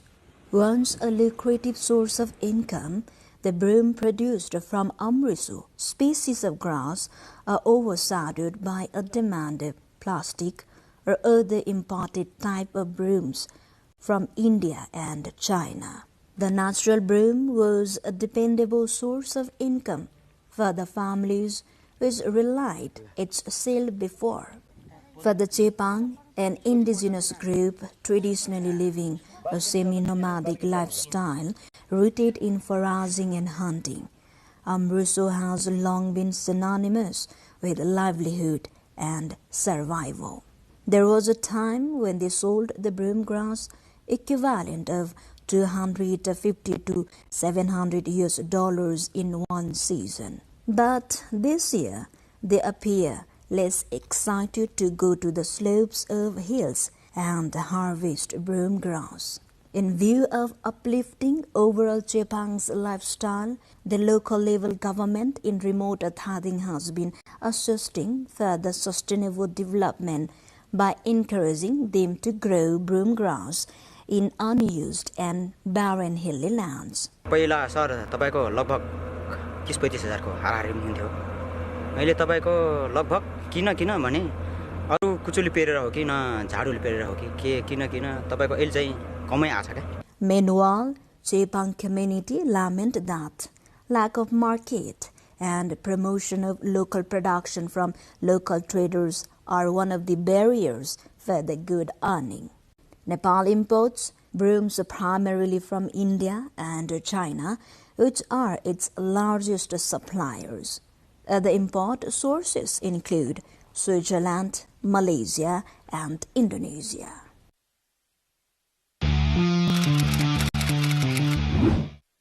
Nepal has taken vulture conservation seriously and becoming a global pioneer with strong measures like creating community-managed feeding sites and implementing a national action plan. Following this, a new initiative has begun in Dang, a southern district of Lumbini province in Nepal, including vulture conservation in students' textbook to protect vultures, a species now on the brink of extinction. Dang has the highest vulture population in the country, and teaching this subject in school is expected to build a stronger support for long-term vulture conservation. Since Dang has become one of the country's safest habitats for vulture, efforts are being made to include vulture conservation in school textbook to raise awareness among students. The campaign launched by the Center of Environmental Sustainable Development and Research in Tulsipur, Dang, follows consultations with the school principals and local officials. They highlight the need for students to understand the vital role vultures play in maintaining a clean and healthy environment, noting that integrating the topic into school studies and science subject would be effective. The center believes that including vulture conservation in school curriculum will help students appreciate their ecological importance and could also support wildlife tourism in the district.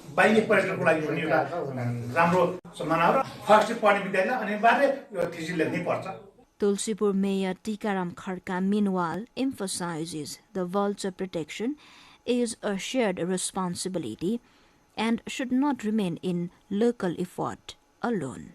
He calls on the government to prioritize the issue nationally and introduce vulture conservation into school curriculum across the country. Janakpur Dham, the cultural and religious heart of Nepal's Mithila region, is currently immersed in the week-long celebration of the Hindu festival Ram Sita Vivaha Panchami. Lord Ram and Goddess Sita are revered as a divine couple and central figures in the epic Ramayana. The festival features a series of religious rituals and cultural performances, culminating in the symbolic wedding ceremony on the 5th day of the waxing moon, that is, in the month of November. The celebrations officially begin with the traditional Nagar Darshan procession, followed yesterday by the Fulbari Leela, flower garden tale. On this day, a flower garden tale, boys representing Lord Ram and his brother Lakshman are brought to the flower garden near the wedding pavilion beside Janaki temple to meet a girl, symbolizing Goddess Sita. This reenactment depicts the devotional and romantic episodes from the Ramayana when Ram and Sita first meet in a flower garden, where Sita had gone to pick flowers with her companions. The episode is reenacted each year to honor this historic encounter between Ram and Sita. Today, the third day of the festival, marks the celebration of Dhanus Yagya, commemorating the moment Lord Ram lifted and broke King Janak's divine bow, that is known as Sivadhanus, a feat that established his supremacy and led to his marriage with Sita. The festival concludes on the seventh day, traditionally called Ram Kaleva, when the symbolic wedding ceremonies of Ram and Sita are completed. On this day, the focus shifts to bidding farewell to the wedding guests from Ayodhya, India, who have participated in the elaborate week-long festivities.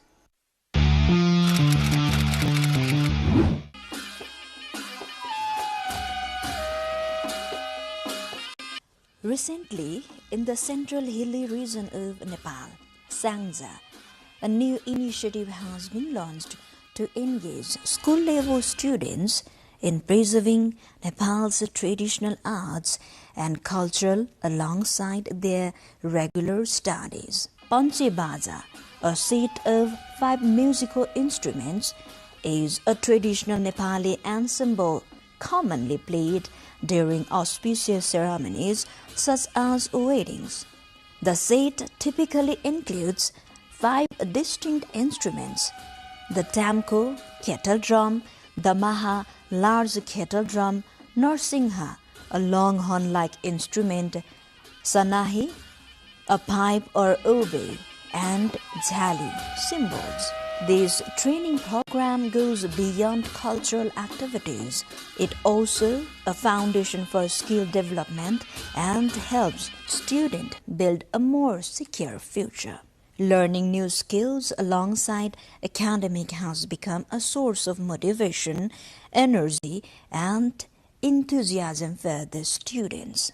Such skill-based programs not only strengthening cultural identity at the school level, but also open new opportunities for rural youth. The skill of playing Panche Baja hold potential for students to pursue professional livelihoods, supporting both economic empowerment and the preservation of local traditions. Overall, the initiative is expected to make a meaningful contribution to safeguarding and promoting Nepalese culture while inspiring the younger generation to stay connected with their cultural roots and heritage.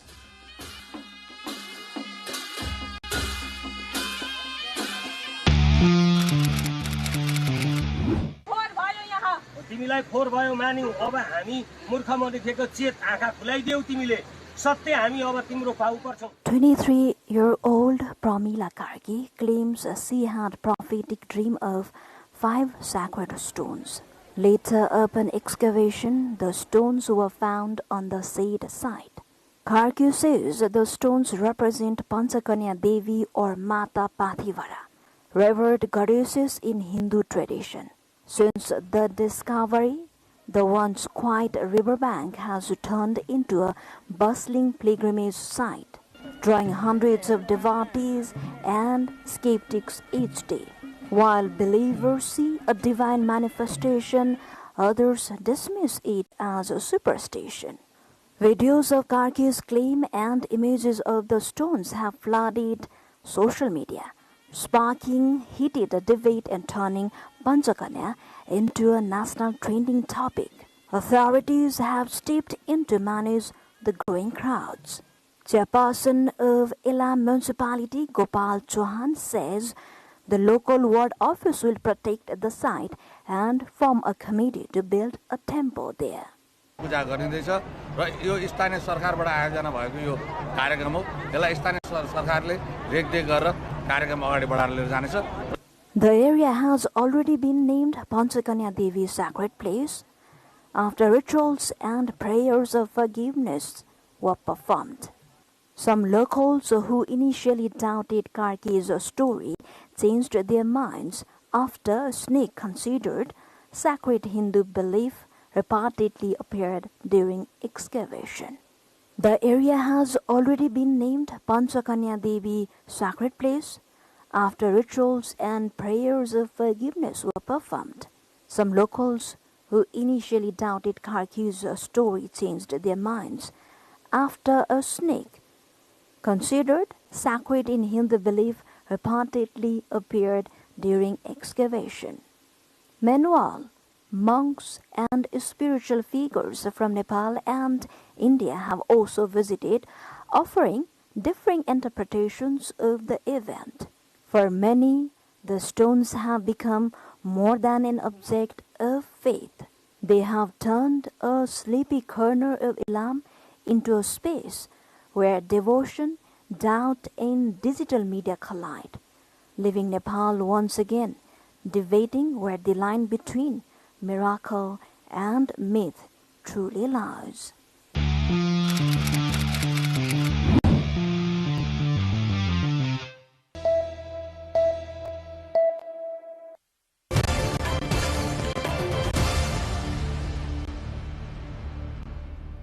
Ukraine's President Zelensky says giving Ukrainian territory to Russia is the main problem after talks on a US-backed peace plan. Earlier, the US and Ukraine said talks in Geneva about the 28-point peace plan were highly productive. But speaking in a video message to a Swedish conference on Monday, Zelensky says Putin wants legal recognition to what he has stolen to break the principle of territorial integrity and sovereignty. European leaders criticized the plan when it emerged last week, saying it was too favorable to Russia. The US said revisions and clarifications were made to the peace plan in Geneva. Russia says it is yet to see any updates. We'd love to, but ultimately the important point today is that we have made substantial progress. We've really moved forward. So I feel very optimistic that we're going to get there in a very reasonable period of time very soon. You know, whether it's Thursday, whether it's Friday, whether it's Wednesday, whether it's Monday of the following week, we want it to be soon because people are going to, between today and the time we deal with this, more people are going to die. More destruction is going to happen. Our goal is to end this war as soon as possible, but we need a little more time. Meanwhile, Russian attacks on Ukraine continues, with at least 4 people killed by a drone attack on Kharkiv on Sunday.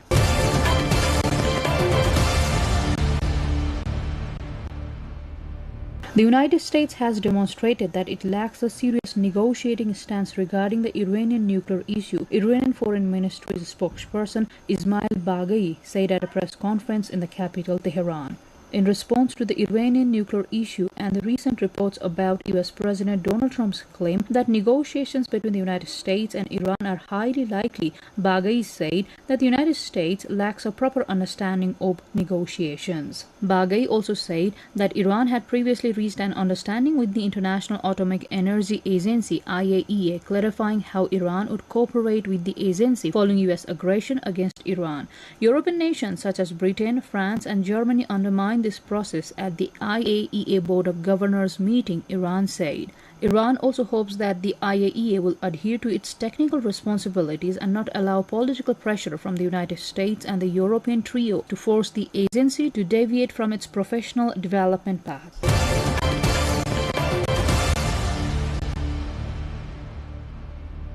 UN High Commissioner for Human Rights Volker Turk says generative AI's risks are becoming a modern-day Frankenstein monster without proper regulation. Speaking at the 14th United Nations Forum on Business and Human Rights in Geneva, Turk also says that the technology holds tremendous promise, but adds that the threats to the several human rights are clear. Generative AI holds tremendous promise, but its exploitation for purely political or economic benefit can manipulate, distort, and distract. The threats to several human rights including privacy, political participation, free expression and work, are clear and present.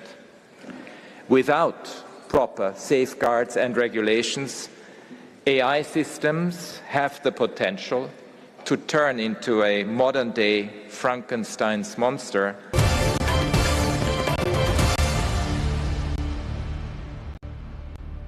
The Abu Dhabi Natural History Museum, the largest of its kind in the Middle East, has opened to the public. Spanning 13.8 billion years of natural history, the museum invites visitors to trace the origins of the universe and explore the evolution of life on Earth. It's hard to choose a favorite object in the museum because they're all part of that beautiful tapestry.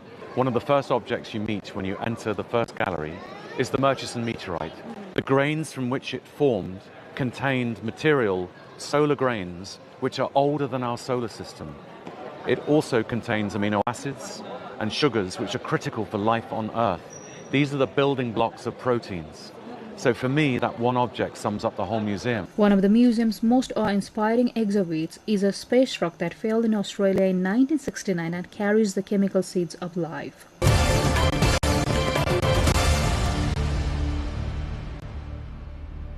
Streams of lava from Hawaii's Kilauea volcano flowed ahead of a possible new eruption in the coming days, the U.S. Geological Survey has said. Hawaii's Kilauea volcano, erupting intermittently for nearly a year, is expected to experience its 37th episode since last December. USGS noted that the eruption could be in full swing between Sunday and Tuesday. Kilauea's last eruption on November the 9th lasted around 5 hours, with lava fountains from its two veins reaching heights of about 1,200 feet and 750 feet, according to USGS. Kilauea, recognized as the youngest and most active volcano on the island of Hawaii, has been erupting almost continuously since 1983. It is regarded as one of the most dynamic and closely monitored volcanoes in the world.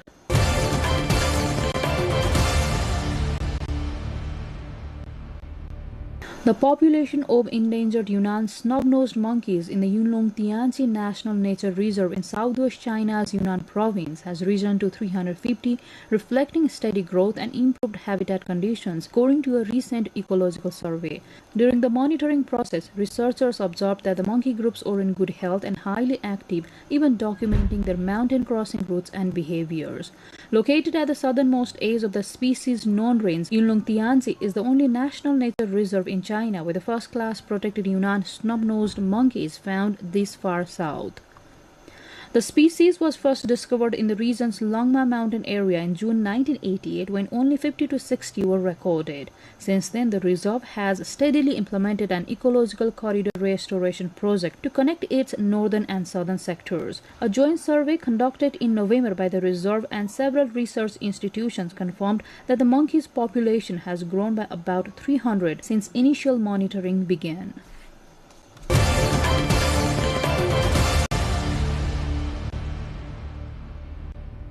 As Vietnam strengthens efforts to preserve and revitalize its traditional theater, this year's National Tuong and Folk Opera Festival is gathering nearly 1,000 artists. Using more accessible language, contemporary social themes, and a performance style that prioritizes emotion over elaborate props has given the production and many entries at this year's festival a renewed and modern identity.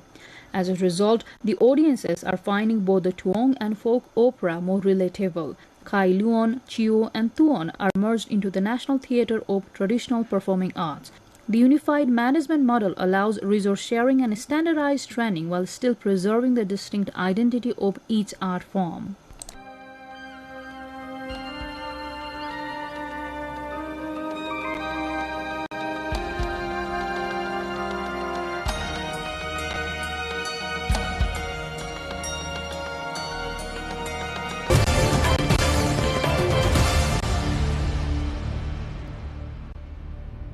A 3-day 100-kilometer trek by a Chinese humanoid robot has recorded the longest reported distance ever walked by a humanoid machine. The 169-centimeter Agibot A2 set off from the eastern Chinese city of Suzhou on the evening of November the 10th, traveling highways and city streets before arriving at Shanghai's historic waterfront Bund area on November the 13th, according to Guinness World Records. Powered by a rapid hot swap battery system, the robot kept walking continuously without shutting down.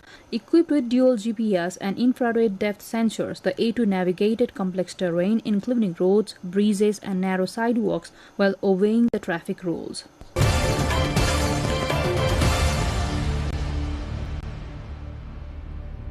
The annual Toriinoichi Festival got underway at Uturi Shrine in Tokyo of Japan, drawing crowds of business owners and tourists looking to buy a traditional lucky rake.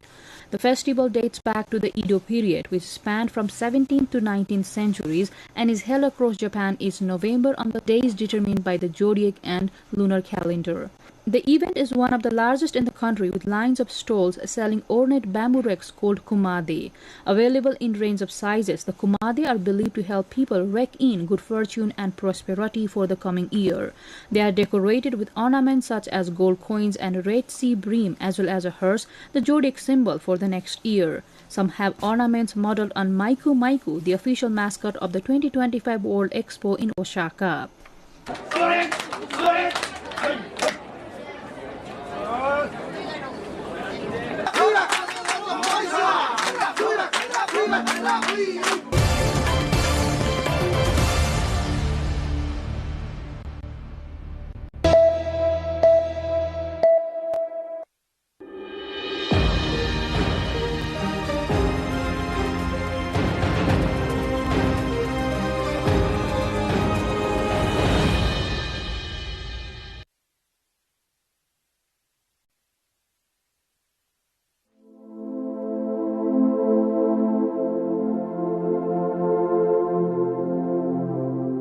A city known for its legacy, Kirtipur. Locals also call it Kipu in their own dialect.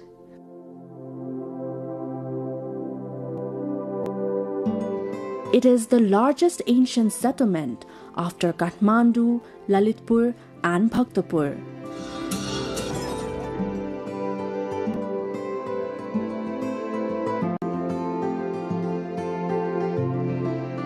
The city still has an impressive Malla era neighborhood.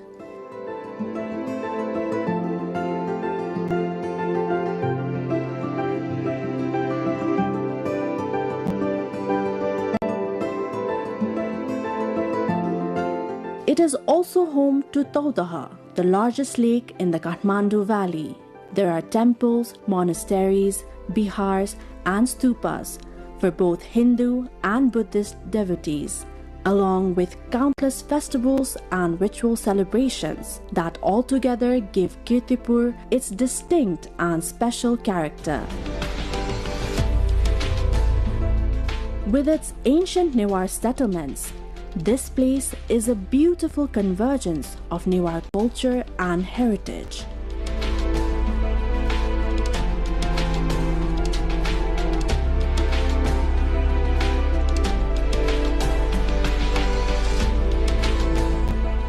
The 2nd century settlements here, the temples and the stupas, along with the legends and the faiths surrounding them, are fascinating. Situated beside the Kathmandu Valley, which once was a natural lake itself, Kirtipur developed as a flourishing hub of early settlement and culture. Because of this, the area is exceptionally valuable for historical and cultural study. A long time ago, the children of Kirtipur's farming families apparently made a clay tiger to play with while herding sheep and goats. To make that tiger look even more lifelike, they wanted to add a tongue. So they left their sheep and goats nearby and went into the forest to gather leaves. Upon returning, the children found their sheep and goats missing. And when they investigated, the clay tiger opened its blood-red mouth and claimed to have eaten the animals. Apparently, what had happened was that the deity Bhairav, a Hindu deity, had entered the clay tiger. In their anger, the children then cursed the clay tiger so that its mouth would remain perpetually open. This is the famous legend behind the Bagh Bhairav temple as remembered by the residents of Kirtipur.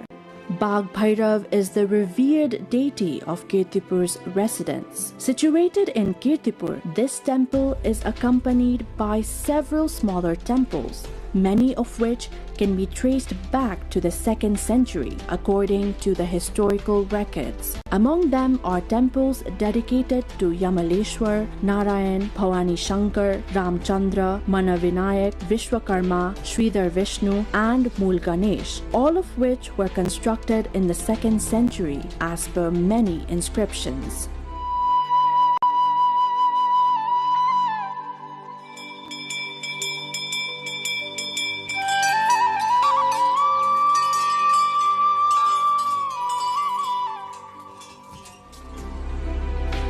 The historical records mention that the Bagh Bhairav temple, originally made by Shivadev, was again renovated in the 16th century by Jagatpal Varma into a 3-tiered pagoda style. This makes the temple a central attraction of Kirtipur.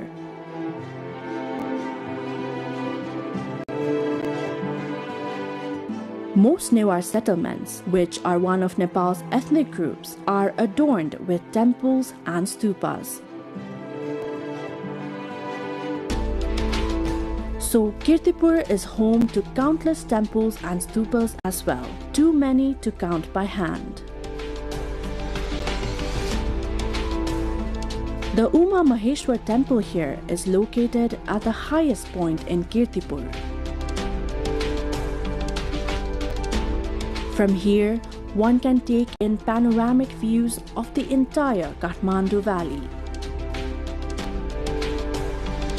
Swayambhu, an ancient Buddhist stupa, is clearly visible from this vantage point. It is said that the temple's elevation is roughly the same as that of Swayambhu's. On clear days, the world's highest peak, Mount Everest, can also be seen from here.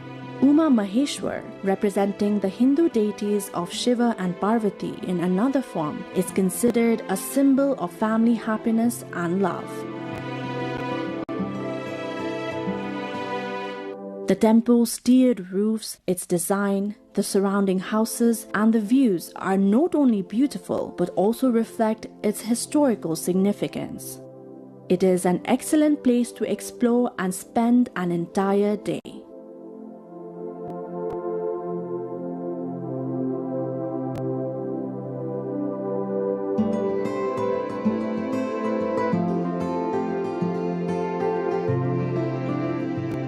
Kirtipur is special not only for Hindu devotees but also for Buddhists.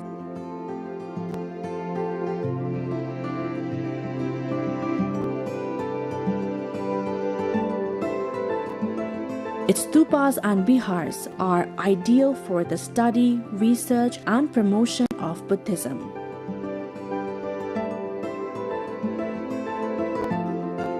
The Chilancho Stupa, located atop the hill, is said by historians to have been built during Emperor Ashok's visit to Nepal. Its renovation, however, took place in the 16th century during the time of Jagatpal Varma. This site is ideal for prayer and meditation. It feels like Chilancho spreads wisdom along with its fluttering flags under the open sky. It is said that seeing the hills surrounding the Chilancho Stupa, Prithvi Narayan Shaha, the 18th century king who unified Nepal, coveted Kirtipur. His attempts to capture Kirtipur, intended to make conquering Kathmandu, Bhaktapur and Patan easier, only succeeded on the third try.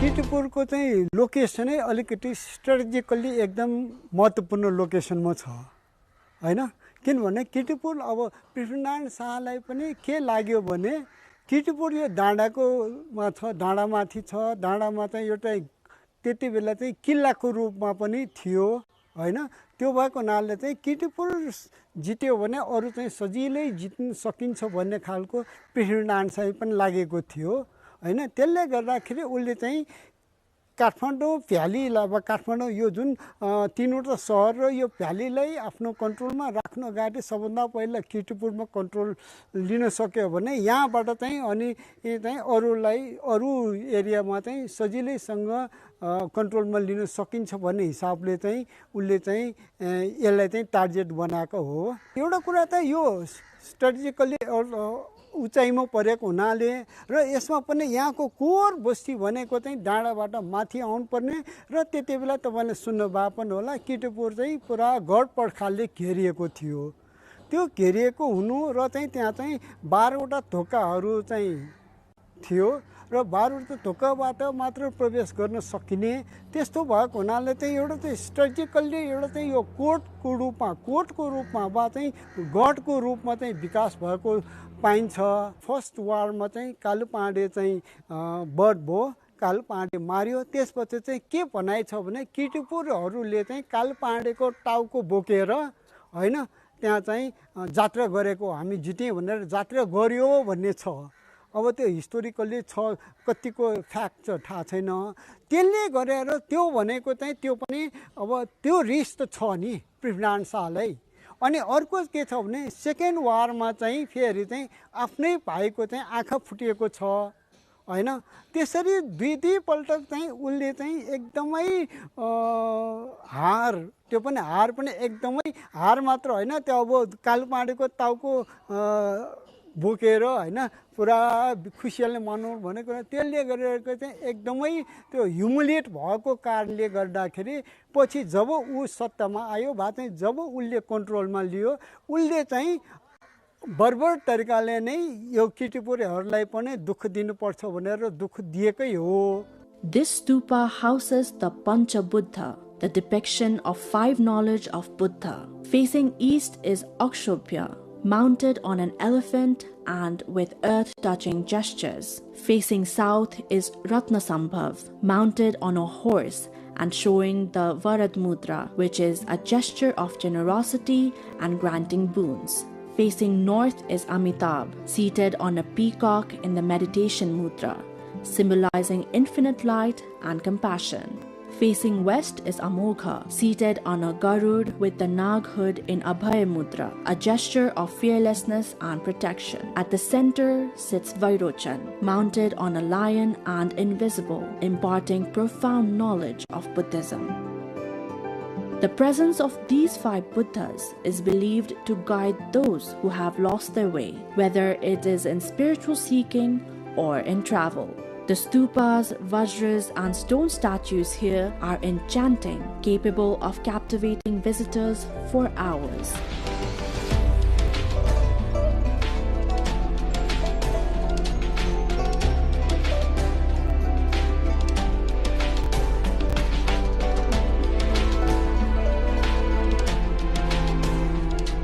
In Panga of Kirtipur, there is a cremation site. The deceased of the Panga community are cremated here, but this place is different from others. According to local tradition, one cannot stay behind after setting the body on fire. Normally in other places in Hindu tradition, after the cremation, the ashes are collected after a process that can take up to hours. Here, however, bodies are covered with 9 pieces of wood for adults and 7 for children, along with water-soaked straw. Then the fire is lit before it is time to leave the site. This tradition is only for the people of Panga. Next to the burial ground stands the Vishnu Devi temple, one of the several Shakti Peeth or sacred power sites of the people of Kirtipur. The area is peaceful and known for its spiritual atmosphere.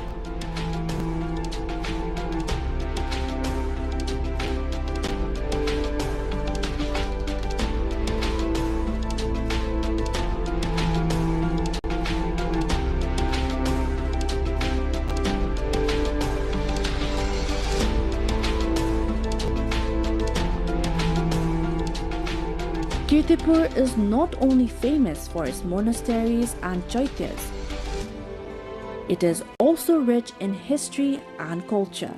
This place is known for its year-round festivals, rituals, and vibrant cultural way of life.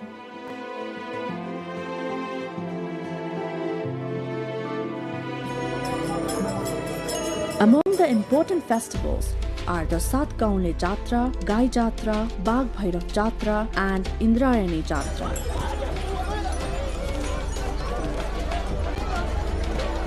On the day of Gai Jatra, a special dance is performed here. The Dhya Dhya Papa dance, also called Katmar, is a ceremonial performance where dancers in unique costumes move to traditional music. It is an integral part of Kirtipur's cultural identity.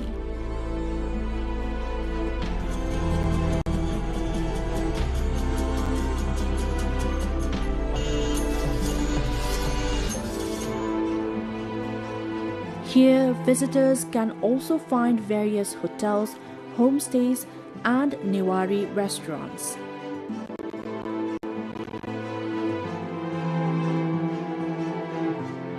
The Newari-style houses and pathways decorated with traditional materials are truly captivating, and the popular Newari restaurants, which draw people from all around, are plentiful. A beautiful example of Newari culture is Newari food, which include famous dishes like bara, yomari, and samay bhaji. And visitors relish these dishes with great enjoyment.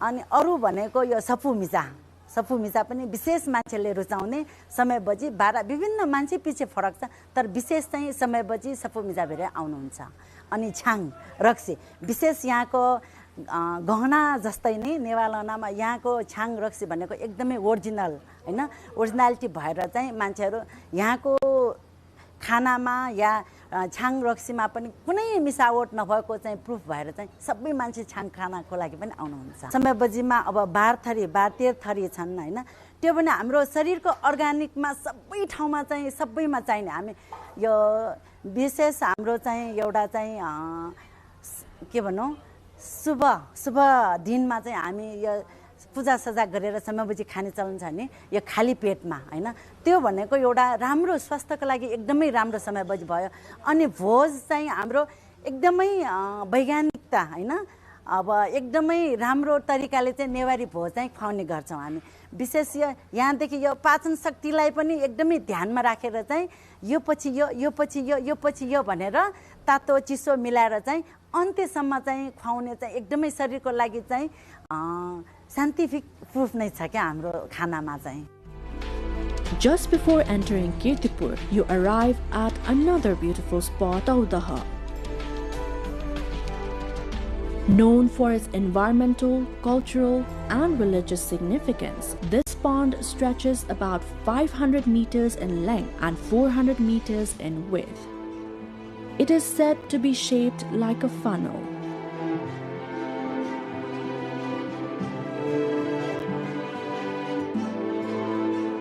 Believed to be dwelling place of Karkotak Nag, a serpent king in Hindu-Buddhist mythology. This lake is closely linked to the legends of Manjushri, a Hindu-Buddhist mythological figure, and the Rato Machindranath Jatra. According to the folklore, when the Kathmandu Valley was still a lake, Manjushri cut open the hills to draw the water. The serpents living there were left without a home, so Bhimsen, a powerful heroic figure in Nepali folklore, created Taudaha to shelter them. The famous photo or vest displayed during the Rato Machindranath Jatra also traces its origins to Karkotak Nagraj and Taudaha. Legend says the vest belonged to Karkotak Nagraj, who gifted it to a farmer after the farmer cured his sick serpent queen. हाम्रो valley चाहिँ एउटा lake थियो भन्ने चाहिँ छ अनि त्यो lake हुँदाखेरि चाहिँ अब मञ्जुश्री चाहिँ आइपुग्नु भयो यो काठमाडौँ भ्यालीमा अनि उहाँले चाहिँ अब यहाँ चाहिँ तपाईको मानव बस्ती बसाउँछु भनेर एउटा सोच राख्नुभयो त्यो क्रममा चाहिँ तपाईको जुन एउटा भ्याली चाहिँ लेक थियो अनि त्यसपछि त्यहाँ तपाईँको बिचमा एउटा कमलको फुल थियो अनि त्यसबाट चाहिँ स्वयम्भूनाथ चाहिँ स्थापना भयो भनेर चाहिँ हाम्रो त्यसलाई रिलेट गर्दाखेरि चाहिँ अनि तपाईँको मञ्जुश्रीले चाहिँ यो ठाउँमा चाहिँ मानव बस्ती बसाउनको लागि तपाईँको यो चोबार हाम्रो चोबारको गल्छेडो चाहिँ काट्नुभयो अनि त्यसपछि त्यो कमलको फुल चाहिँ तपाईँको स्वयम्भू भयो अनि त्यसपछि त्यो गल्छेडोबाट चाहिँ तपाईँको अब सबै पानी सँगसँगै पानीमा हुने सबै चिज बगेर जाने भयो अनि त्यो चाहिँ तपाईँको नागहरू पनि त्यसमा पर्यो अनि नाग चाहिँ तपाईँको त्यो नाग गएपछि चाहिँ अब यो पानी नपर्ने खडेरी लाग्ने तपाईँको विभिन्न हिस्ट्री किम्वदन्ती अनुसार तपाईँको अनि त्यो हुन्छ भनेर चाहिँ हाम्रो कर्कोटक नाग राजालाई चाहिँ तपाईँको यहाँ ल्याएर चाहिँ मञ्जुश्रीले स्थापना गर्नुभयो भन्ने चाहिँ एउटा किम्वदन्ती छ। मसिन्द्रनाथ चाहिँ तपाईँको पानीको देवता भनेर पनि चिन्छौँ हामीले पानीको लागि चाहिँ मसिन्द्रनाथको पूजा गर्ने यो हाम्रो जात्रा गर्ने यो चाहिँ तपाईँको त्योसँग भयो अनि प्लस तपाईँको त्यो जुन मसिन्द्रनाथको तपाईँको भोटो चाहिँ जुन भोटो चाहिँ त्यो जात्रामा देखाइन्छ त्यो भोटो पनि हाम्रो यहाँको नागले चाहिँ तपाईँको दिनुभएको भन्ने चाहिँ एउटा किम्वदन्ती छ। त्यो चाहिँ तपाईँको यहाँको नागको चाहिँ तपाईँको एउटा किसानले चाहिँ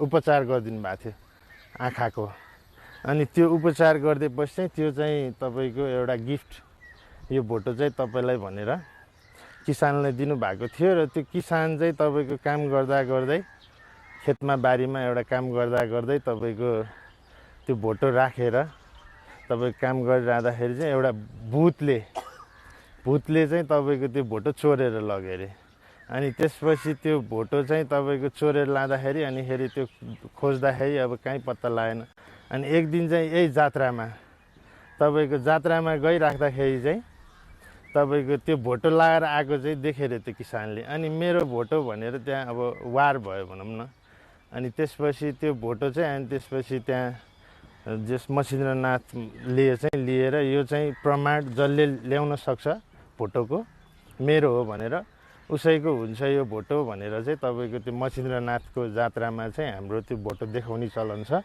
र त्यसलाई चाहिँ त्यसरी रिलेटेड छ यो चाहिँ हामीसँग। Taudaha is rich not only in religious and cultural significance but also in biodiversity. The area is home to 38 species of plants, 36 species of insects, and 116 types of birds. Swans gliding across the lake, birds perched in nearby trees, colorful fish swimming below, and small snakes seen occasionally along the banks. All of it make it easy to lose track of time while observing this vibrant ecosystem. In winter, birds migrate here from Siberia, Mongolia, and Tibet to escape the cold.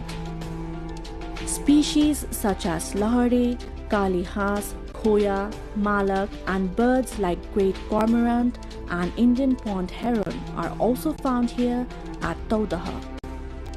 These migratory birds travel thousands of kilometers from various countries to reach this lake.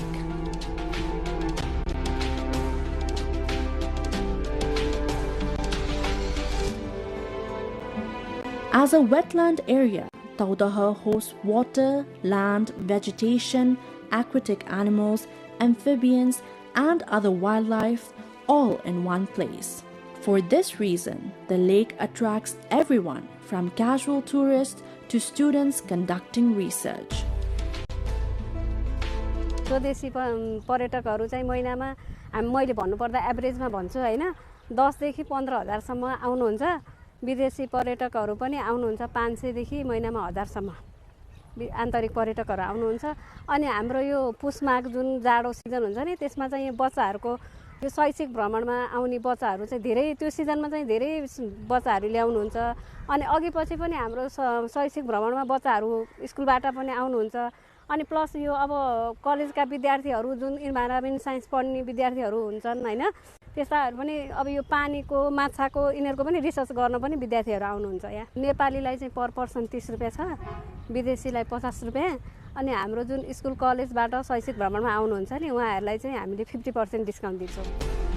As tourist numbers increase, so have vendors selling fish feed around Taudaha.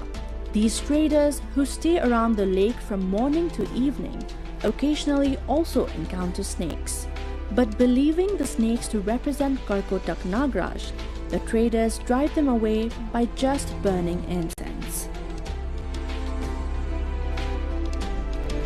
बिहान 10 बजेतिर आउँछु अनि 5 बजेसम्म बस्छु अब कहिले 10 kilo निस्किदिन्छ कहिले 5 kilo कहिले अब यस्तै 1-2 किलो मात्रै जान्छ म बसेको चाहिँ भयो 14 वर्ष भयो अब पहिला भनेको व्यापार त्यति हुन्थेन अब अहिले भनेको जस बिहान बेलुका खानालाई चाहिँ पुग्छ दिनको कहिले 1000-1200 नि हुन्छ कहिले 2000-2500 नि हुन्छ कहिले 1-200 हुन्छ कहिले 20 रुपैयाँ मात्रै नि हुन्छ त्यो चाहिँ हुँदैन जस सँगाली राख्दाखेरि महिनामा 8-10 हजार चाहिँ हुन्छ परारको साल कताबाट सर्व आए देखिन मैले हैन पछि चाहिँ मेरो डडानामा आइपुग्या त्यो सर्व अनि म डडै मैले आँखा चिम्ली अनि सुल्ल आफै सर्व चाहिँ उता तलतिर गयो पहरीतिरै. Just before reaching Taudaha, Chobar is a unique tourist spot in Kirtipur.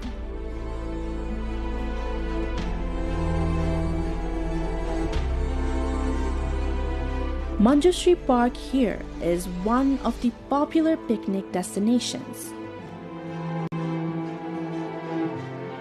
The cave, Chobar Gorge, Suspension Bridge, Jalvinayak Temple and Adinath Lokeshwar Temple are all must-visit sites.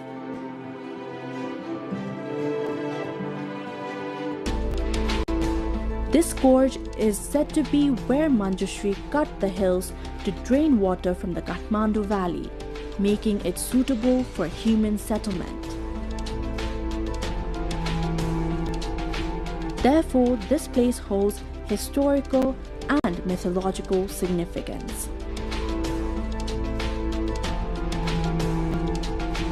Jalvinayak Temple is located along the Bagmati River. Among Kathmandu Valley's 4 main Ganesh temples, Surya Vinayak, Chandra Vinayak and Ashok Vinayak, Jalvinayak is one of them. It is built in traditional pagoda style.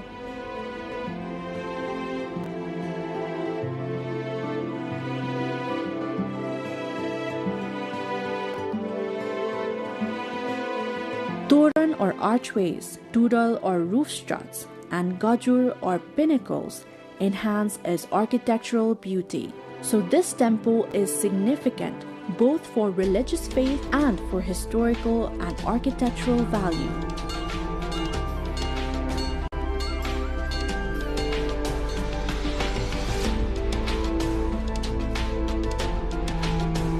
Spread over 14.76 square kilometers, Kirtipur has many places to explore, which cannot be fully visited in a single day. Its heritage, lifestyle, and festivals are all unique. To guide tourists before visiting, a tourist information and service center has been established. It lies near the Kirtipur's entry point. This center provides information about major tourist attractions and helps make the visit easier. Exploring Kirtipur's historical, religious, cultural, and national sites is incredibly enchanting. These sites are witnesses to history.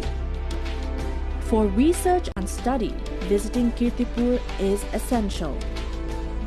The local lifestyle, daily life, the breeze, and the scent of the soil here, all of it are very special.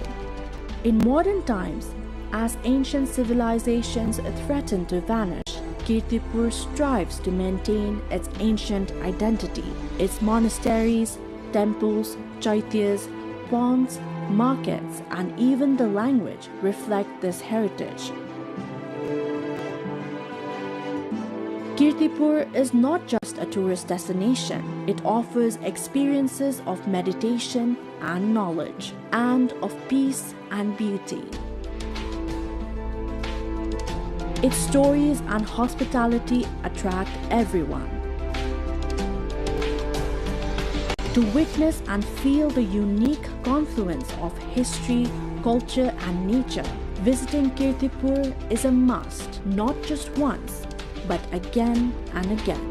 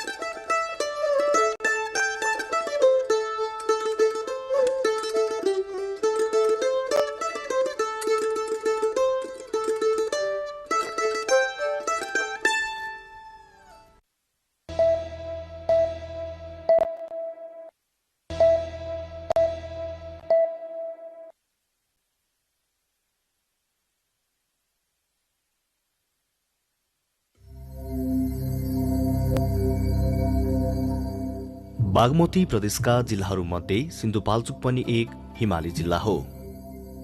भौगोलिक रूपमा विकट भए तापनि ऐतिहासिक तथा पर्यटकीय रूपमा सिन्धुपाल्चोक जिल्लाको महत्वपूर्ण पहिचान रहेको छ। मेलम्चीदेखि 6 किलोमिटर उत्तर पूर्वको दूरीमा रहेको गोल्मा स्थान गोल्मा राजा र गोल्मा रानीको नामबाट रहन गएको किम्वदन्ती छ।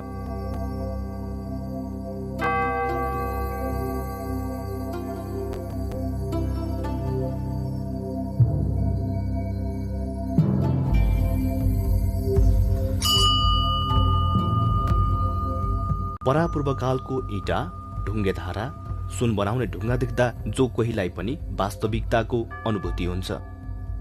गोल्मा स्थानबाट 2 किलोमिटरको दूरीमा अवस्थित 7 धारा डुब्सेश्वर महादेव पवित्र धार्मिक स्थल हो, जसको महिमा प्रचार प्रसारको कमीले गाउँमै सीमित रहेको छ। परापूर्वकालदेखि साधु सन्तहरूको तपोभूमि रहेको डुब्सेश्वर महादेवमा माघे संक्रान्तिको दिनमा झाँक्रीहरूले ढ्याङ्ग्रो जति ठटायो उति नै ढुङ्गाबाट पानीको धारा आउने सत्यता देख्दा जो कोही पनि अचम्मित हुन्छन्।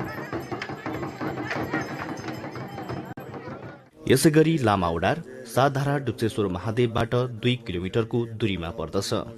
प्राकृतिक छट्टाले सुन्दर मनोरम देखिने यस स्थान लामाहरूको लागि अत्यन्त महत्वपूर्ण रहेको छ। पर्यटकीय दृष्टिले त यसको सुन्दरता र महत्व बडो गजबको पाइन्छ।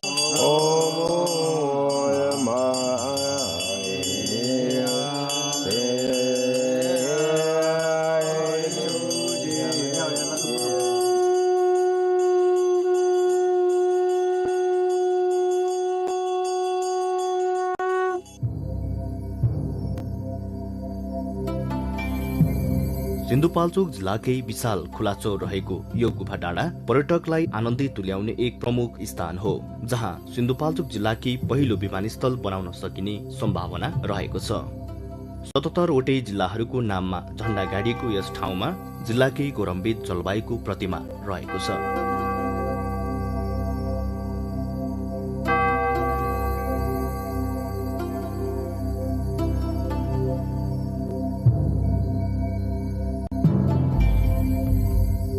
गुफाडाँडाबाट 1 घण्टाको पैदल यात्रापछि ओख्रेनी पुगिन्छ।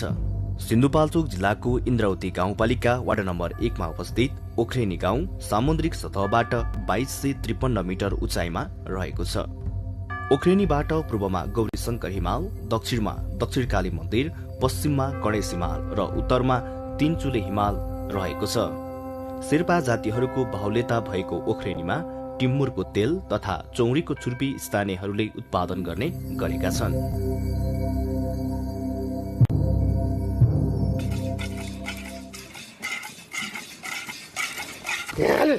हलोको चलन अझै पनि देख्न सकिने सिन्धुपाल्चोक जिल्लाको पहाडको गर्भमा लुकेको अत्यन्त सुन्दर स्थान मध्ये ओख्रेनी एक हो।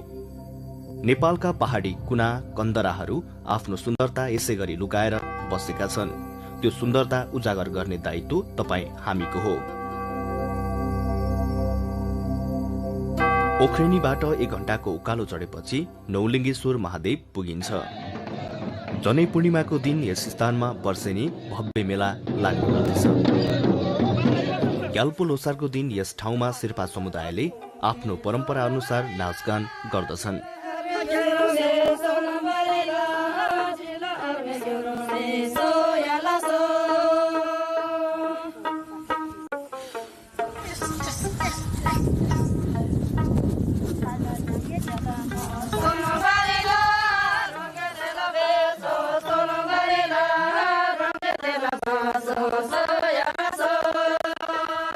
नौलिङ्गेश्वर महादेव छेउमा रहेको प्राकृतिक ढिकी भनेर चिनिने यस स्थान हेर्दा ढुङ्गा खस्न लागेको जस्तो देखिन्छ। हातले पनि हल्लाउन सकिने यस ढुङ्गा विश्वासै गर्न नसकिने गरी अडिएर बसेको छ। यो प्राकृतिक रूपमा बनेको ढिकीलाई हल्लाएमा मानसिक शान्ति तथा शारीरिक प्रफुल्लता बढ्ने जनविश्वास रहेको छ। हिमालको छेउमा अवस्थित सिन्धुपाल्चोक जिल्लाको उत्तरी भेगमा रहेको अति सुन्दर, आकर्षक, रमणीय र प्राकृतिक सौन्दर्यले भरिभराउ ओख्रेनी गाउँको छानामा रहेको प्राकृतिक ढिकी पर्यटकहरूको पर्खाइमा रहेको।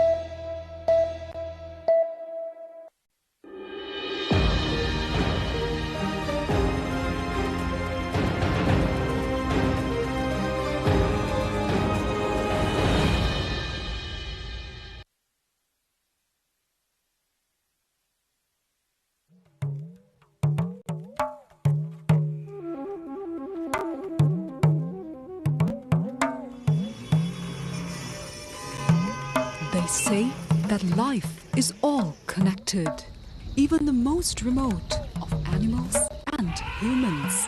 All rose from this earth. But after years of life on land and sea, have we thought about how far these connections sustain? Deep within Sri Lanka lies Udavalava, nestled nearly 200 kilometers away from the bustling capital city of Colombo. Born out of the need for agriculture, the Udavalava Reservoir in the 1960s paved the way for elephants to find refuge in the area. The town of Udavalava is an extraordinary tapestry of society where the vibrant synergy of locals and wildlife flourishes.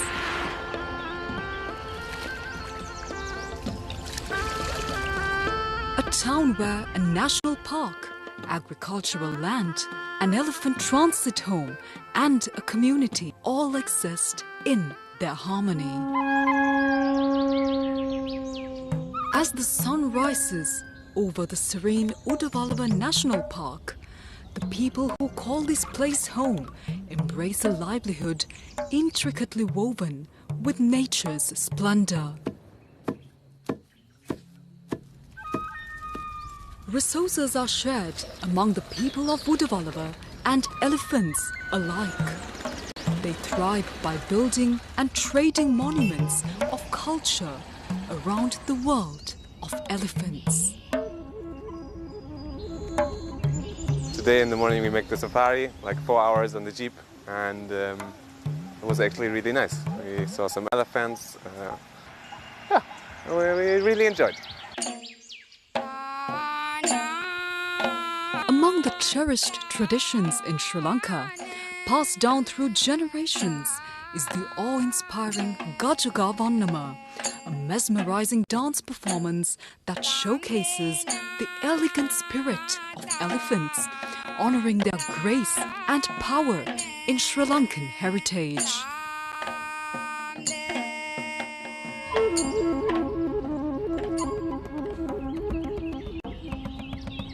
This is the elephant transit home called At Aturu Sevana, a haven that serves as a refuge for orphaned, injured and malnourished elephants.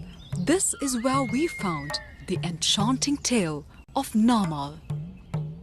අපේ දෙපාර්තමේන්තුවේ නිලධාරීන්ට හම්බෙලා තියෙන අම්පාර නාමල්ලෝය කියන ප්‍රදේශයේදී වැලක පැටලිලා තුවාල වෙලා ඉන්න පොඩි පැටියෙක් තමයි හම්බෙලා තියෙන කකුලේ ආබාධයෙන් හින්දා උඩවල ඇත්තතුරු සෙවණට ගෙනල්ලා මෙයාව අර කකුලේ තුවාලේ වැඩි වෙන හින්දා මෙයාගේ ජීවිතේ බේර ගන්න තමයි මේ කකුල කපලා අයින් කරලා මෙයාට මේ කෘත්‍රිම කකුලක් හදලා දාලා උඩවල ඇත්තතුරු සෙවණේ බලාගන්න. අවුරුදු 13ක වයස වගේ ටිකක් වෙනස් සතෙක් මෙයා ටිකක් අර සැරයි.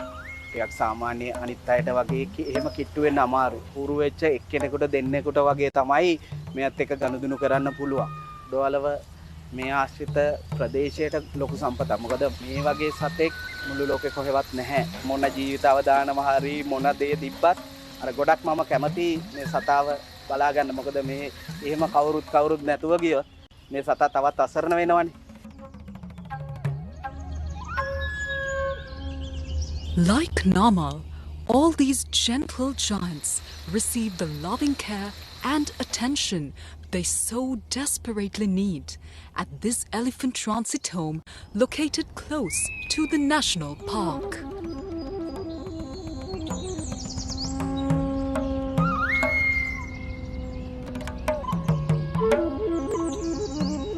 While Namal flourishes under the watchful eyes of his caretakers, not too far away from the park, the battle for resources between elephants and humans looms.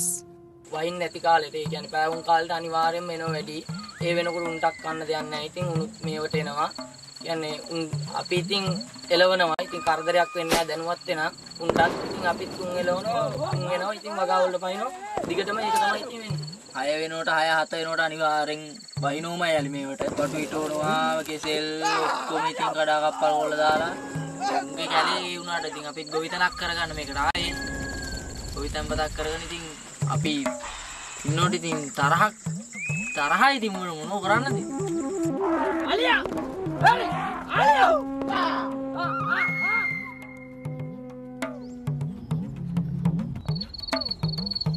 In the face of these challenges, the transit home provided a glimmer of hope. The generous support and compassion of humans offered a lifeline to these magnificent beings. ඇත්තතු සෙවන කියන එකේ තේමාවම ගත්තොත් යලිත් සියනේ ජිබිම් කරා පාන ගන්න කියන තේමාවට තමයි මේක ආරම්භ වුනේ. විශේෂයෙන් මානව ක්‍රියාකාරකම් සහ විවිධ ස්වභාවික සංසිද්ධීන් අනුව අවතැන් වෙන තුවාල වුණු අතරමං වුණු සත්තු අලිපැටව විශේෂයෙන් පුනරුත්ථාපනය කරන මධ්‍යස්ථානයක්. ඒගොල්ලෝ යම්කිසි කාලයක් මේගොල්ලන්ගේ පෝෂණය, සෞඛ්‍ය විවිධ සමාජීය කටයුතු කරලා මේගොල්ලෝ නිසි වයස එළඹුණාන් පස්සේ මේගොල්ලෝ නැවත ඒගොල්ලන්ගේ නිජ බිම් වලට ස්වභාවික පරිසරයට නිදහස් කිරීම තමයි මෙතන වෙන මූලික සංකල්පය. Current societal changes, the cultural changes and the development changes has resulted in what we hear and the way we see things today in the present. Today the tourists come to see elephants in captive locations like Udawalawe. Now these relationships and these things being successful in Sri Lanka is because of development, and yet there is this feeling of sustainability in nature that Sri Lankan has, and therefore we feel the elephant as still part of our naturalness. People help these gentle giants by fostering and even donating milk to the little elephants that find their way to this second home, ensuring that they are nurtured before joining the wilderness once again. This is the first time, so the baby elephants are so cute. Yes. So cute, so many. I like elephants because they're very cute, and we don't have elephants at home. ජීවිතේ ප්‍රථම වතාවට තමයි මේ වගේ අත්දැකීමක් විඳින්න හම්බුනේ. ඒක තහඳ සුන්දර අත්දැකීමක්. අලි කුඩා අලි පැටව දකින්න ලැබුණේ නම් ප්‍රථම වතාවට මෙහෙම ඒගොල්ලෝ කිරිබ්බනවා කෑම කනවා දකින්න ලැබිච්ච ඉතින් සුද්ධ රත්තරන්කීමක් විඳින්න හම්බුණා.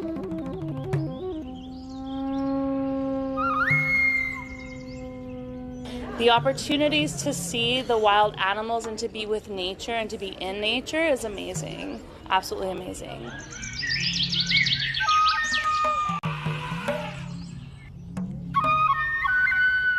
උඩවලවේ අලියා ඉන්න නිසා තමයි මේ හැම දෙයක්ම අපට ලැබිලා තියෙන්නේ. විශේෂයෙන්ම අලියා අපි කියනවා කීස්ටෝන් එකක්. එහෙම නැත්නම් එයා යතුරක්. ඒක ජාතික වනෝද්‍යානය තුළ සංරක්ෂිත භූමියේ විතරක් නෙමෙයි අලියා යතුරු පුවරුවක් වෙන්නේ.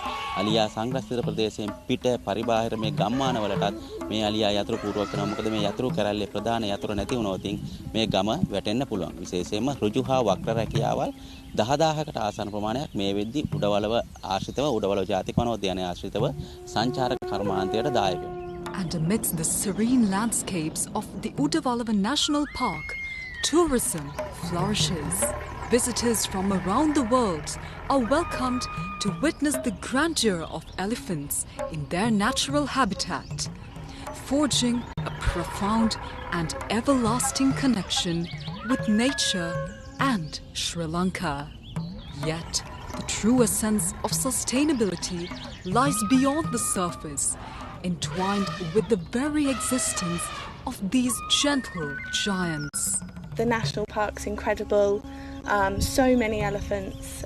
We saw the baby orphans this morning as well, which was amazing. Really, really cool. Just so much to see. The prosperity of the people relies on the delicate balance created by the coexistence of humans and elephants. As the sun sets over the enchanting landscapes of Udawalawa, the resounding rhythm of the gentle giants prevails. My first time, and it's like magnificent. These animals are so beautiful. Like crazy. We've seen hundreds of elephants. The timeless tales of these elephants stand as a subtle reminder of how people and the gentle beasts alike can walk together. It symbolizes the power of sustainable tourism in Sri Lanka. It symbolizes the power of togetherness.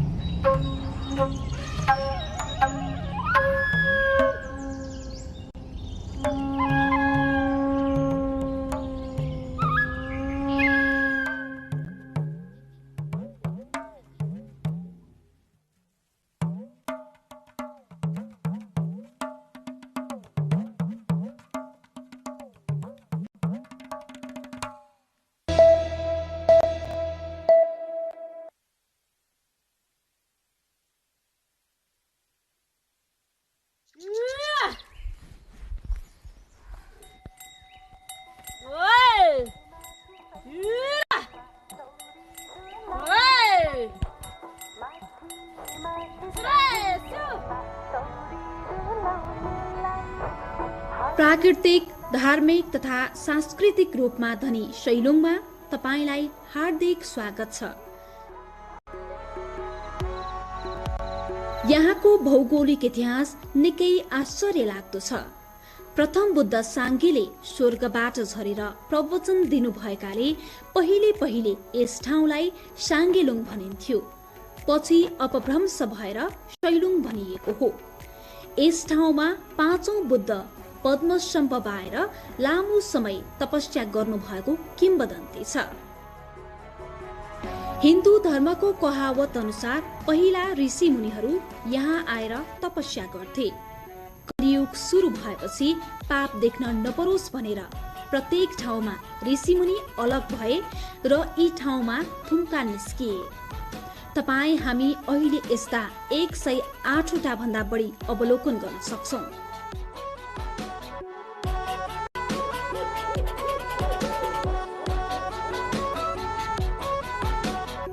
यदि तपाईँ यी थुम्कामा पुग्नुभयो भने त्यहाँबाट नेपालका 60% him श्रृङ्खला हेरेर आनन्द लिन सक्नुहुन्छ।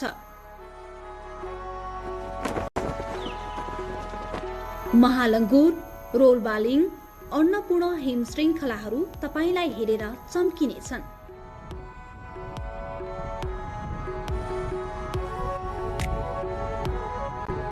सैलुङले season नै पछि आफ्नो रूप फेर्छ।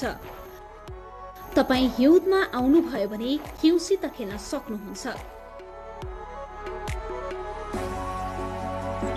चैत वैशाखमा आउनुभयो भने गुराँससित मितेरी लगाउन सक्नुहुन्छ।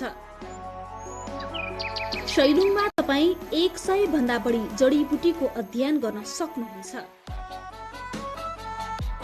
चौरी डुलाउने प्रचलित ठाउँ पनि हो यो। यदि तपाईँ साबाखर्क भन्ने ठाउँमा बिहान पुग्नु भयो भने अवश्य चौरी गाई देख्न सक्नुहुन्छ।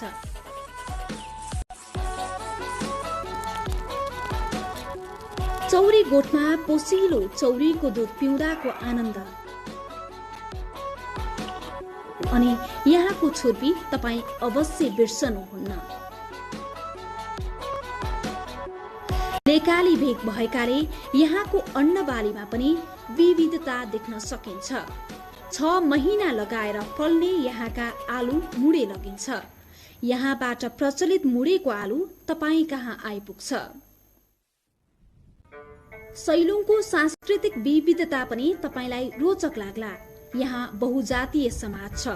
तामाङ, मगर, गुरुङ, छेत्री, बाहुन, थामी, नेवार आदिको मिश्रित समाजमा तपाईले मानिसहरू मिलेर गाउँ विकास गरेको देख्न सक्नुहुन्छ।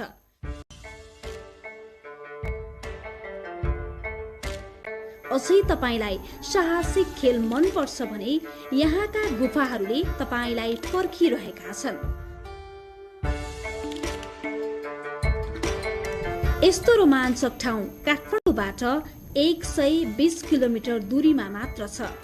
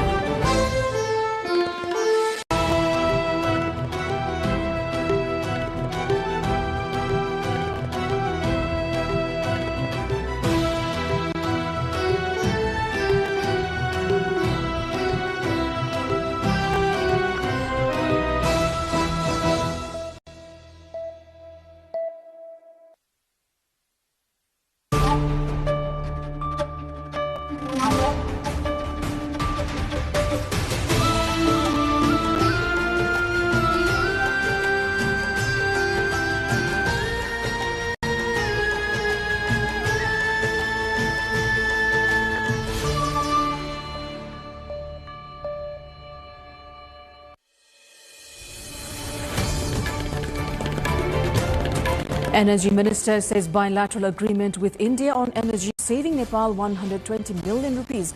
Government to review 269 projects. Nepal government vows Gen Z contributions won't go to waste. 93 million collected in reconstruction fund. Nepal sees tenfold surge in electric vehicle imports, raising alarming concerns over battery disposal. Dhaka renews request to New Delhi for Sheikh Hasina's surrender after tribunal verdict. Dharmendra, Bollywood's original He-Man, passes away at 89. Indian Prime Minister Narendra Modi calls it end of an era. And Sudur Pashchim Royals defeats Karnali Yaks by 45 runs in the ongoing Nepal Premier League. Biratnagar Kings defeats Chanakpur Bulls by 9 runs. I'm Sarah Sapsana Marai, and this is NTV World News Hour, coming to you live from Kathmandu at 2200 hours Nepal time. And now the news in detail. Nepal's Energy, Water Resources and Irrigation Minister Kulman Khising has clarified that electricity purchased from India is not causing losses. Speaking at a National Assembly Committee meeting, he said bilateral agreements allow the government to buy power at 6.95 rupees per unit instead of 8.10 without the pact, saving the state around 120 million rupees. Ghissing added that the agreement ensures profits for the state and guarantees additional power supply for industries during dry seasons. He also noted low development spending in the first quarter due to budget blocks and confirmed strict action against non-performing contractors, with 269 projects under review and 49 contracts officially terminated.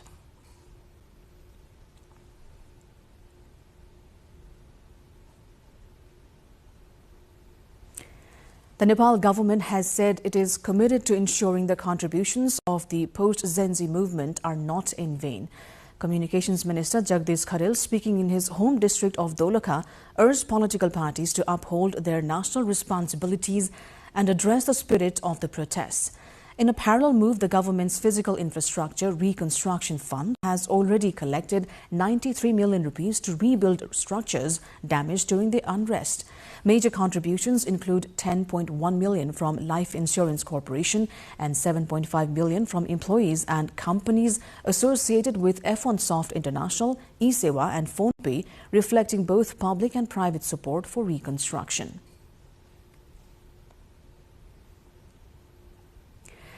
As electric vehicles flood streets and markets worldwide, a new challenge is emerging: safely disposing of used EV batteries. The problem is becoming central for countries across the globe, with experts warning of environmental and health risks if handled improperly. For countries like Nepal, where EV adoption is soaring but recycling infrastructure still minimal, the challenge is particularly urgent.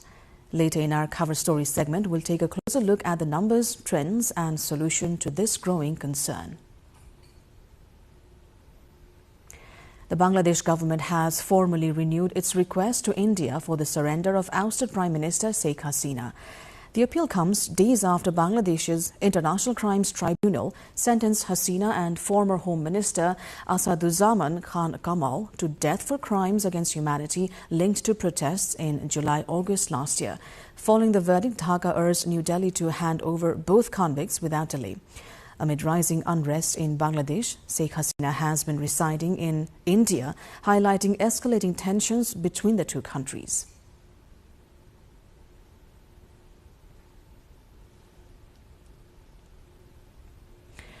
Bollywood legend Dharmendra has passed away in Mumbai at the age of 89, marking the end of an era in Indian cinema. Indian Prime Minister Narendra Modi has said. Born Dharam Singh Dewal on December 8, 1935 in Punjab's Ludhiana district, Dharmendra starred in over 300 films and became a household name for his roles in hits like the 1975 blockbuster Sholay, where he played the character Viru. Dubbed the original He-Man of Bollywood, he was admired for his charm, charisma, and enduring popularity among fans worldwide. Known as a simple man off-screen, Dharmendra leaves behind a legacy that captivated audiences for decades. Now, in a low-scoring but action-packed encounter at Kirtipur, Sudur Pashchim Royals secured a convincing 45-run victory over Karnali Yaks in the 10th match of the Nepal Premier League 2025. Captain Dipendra Singh Airi delivered a standout all-round performance, scoring 39 runs and taking 4 wickets to earn the Player of the Match title. Earlier in the day, Biratnagar Kings edged past Janakpur Bulls by 9 runs. Batting first, Biratnagar posted 135 for 7 in their 20 overs. In reply, Janakpur fell short of the 136-run target, managing only 126 for 9, giving Biratnagar a narrow but important victory. From damaged infrastructure to personal tragedy, Nepal grapples with the aftermath of the post-Zenzi movement. After the break, we bring you the stories of rebuilding, resilience, and lives forever changed in our issue of the day.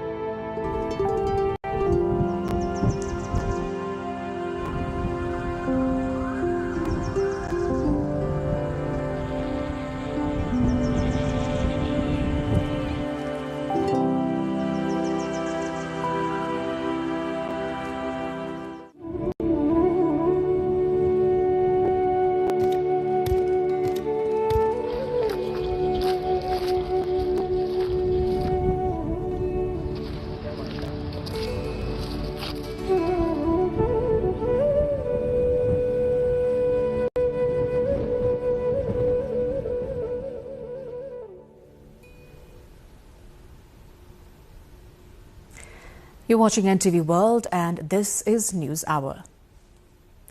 Following the post-Zenzi movement in Nepal, which damaged roads, bridges and other infrastructure, the government has set up a physical infrastructure reconstruction fund to support rebuilding efforts. As of Sunday, 93 million rupees has been collected. Life Insurance Corporation Nepal Limited contributed 10.1 million, while employees of F1 Soft International, eSewa Limited and Phone Payment Services, along with the company itself, donated a combined 7.5 million rupees. Officials note that while this support is a significant start, much more work and funding will be needed to fully restore the country's infrastructure.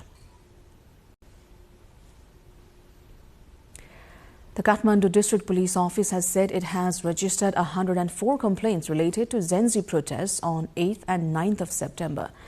During the same period, 154 cases were filed, including charges of murder, criminal unrest, theft, arms trafficking and assault, resulting in 267 arrests so far. Police officials told a press briefing that of the registered complaints, 22 were personnel, 66 involved government offices and 16 were related to businesses and institutions. During the protests, 49 people died in Kathmandu alone, with 7 bodies yet to be identified. DNA tests have been sent for verification.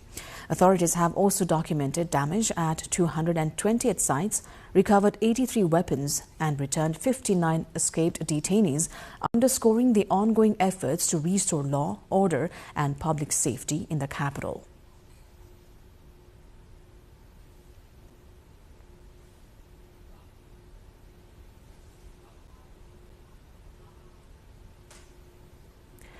Communications and IT Minister Jagadish Kharel, visiting his home district Doloka, has said the current government is working to ensure that the contributions of Zenzi movement are not wasted.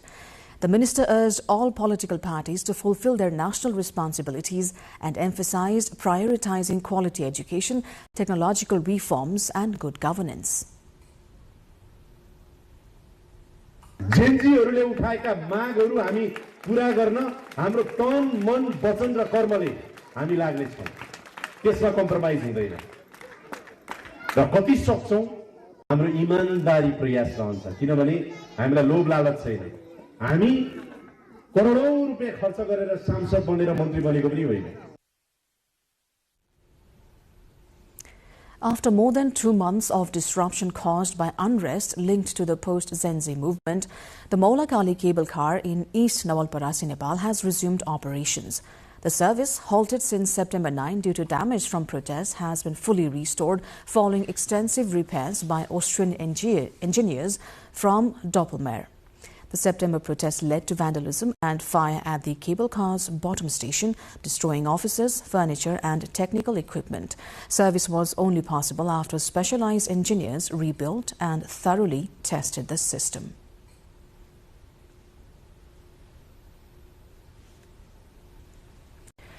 The post-Zenzi movement in Nepal has left both infrastructures and families shaken.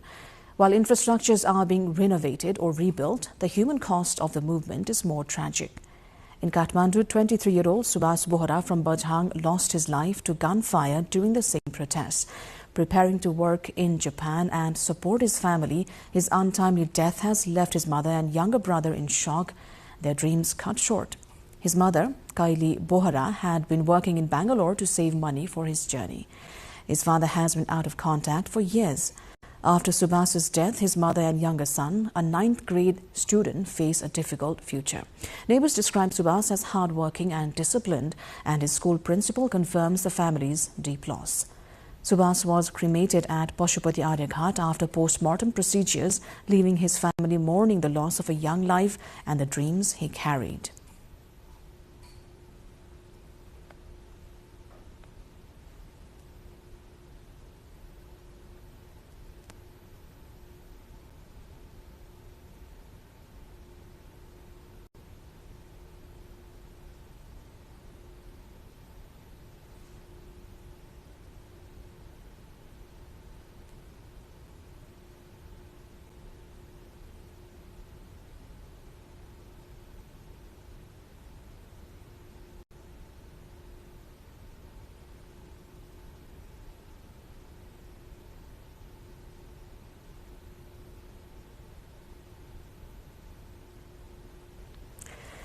Moving on, electric vehicle imports in Nepal have surged tenfold over the past decade, reshaping the country's transport market. After the break, we look at the numbers and discuss the urgent challenge of safely disposing EV batteries with an expert in our cover story.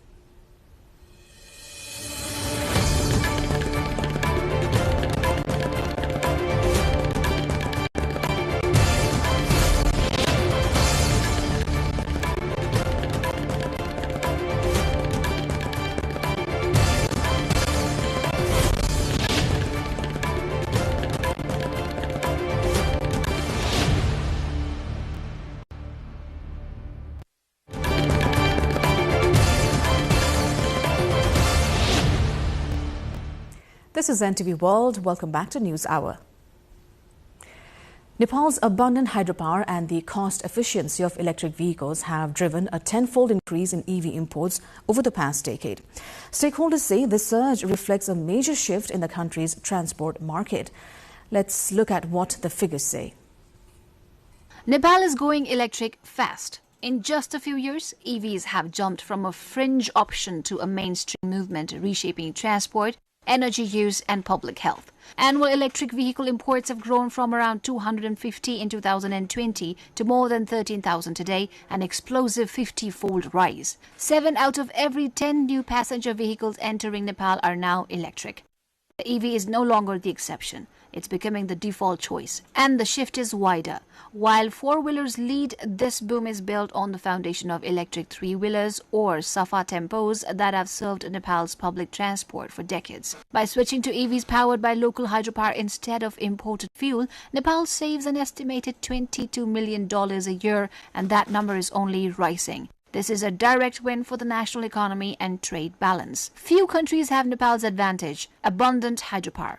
That makes EVs almost entirely clean, climate-friendly and cheaper to run as the electricity used is domestically generated and renewable. Nepalis are choosing EVs because they are cheaper to operate. Electricity costs a fraction of petrol and maintenance on electric cars is far lower. To put it simply, running on EV costs roughly 2 to 3 rupees per kilometer compared to upwards of 12 rupees for a petrol car, making the long-term savings undeniable. This boom hasn't happened by accident. It was driven by decisive government policy, spearheaded by officials who pushed for tax cuts on electric imports to make them affordable. It's also been backed by influential business leaders and early importers who took the risk of betting on the technology. They saw the EV shift as a matter of national energy security and smart economics. However, the government has recently begun revising the tax regime, with higher tariffs now placed on more powerful, high-end EVs.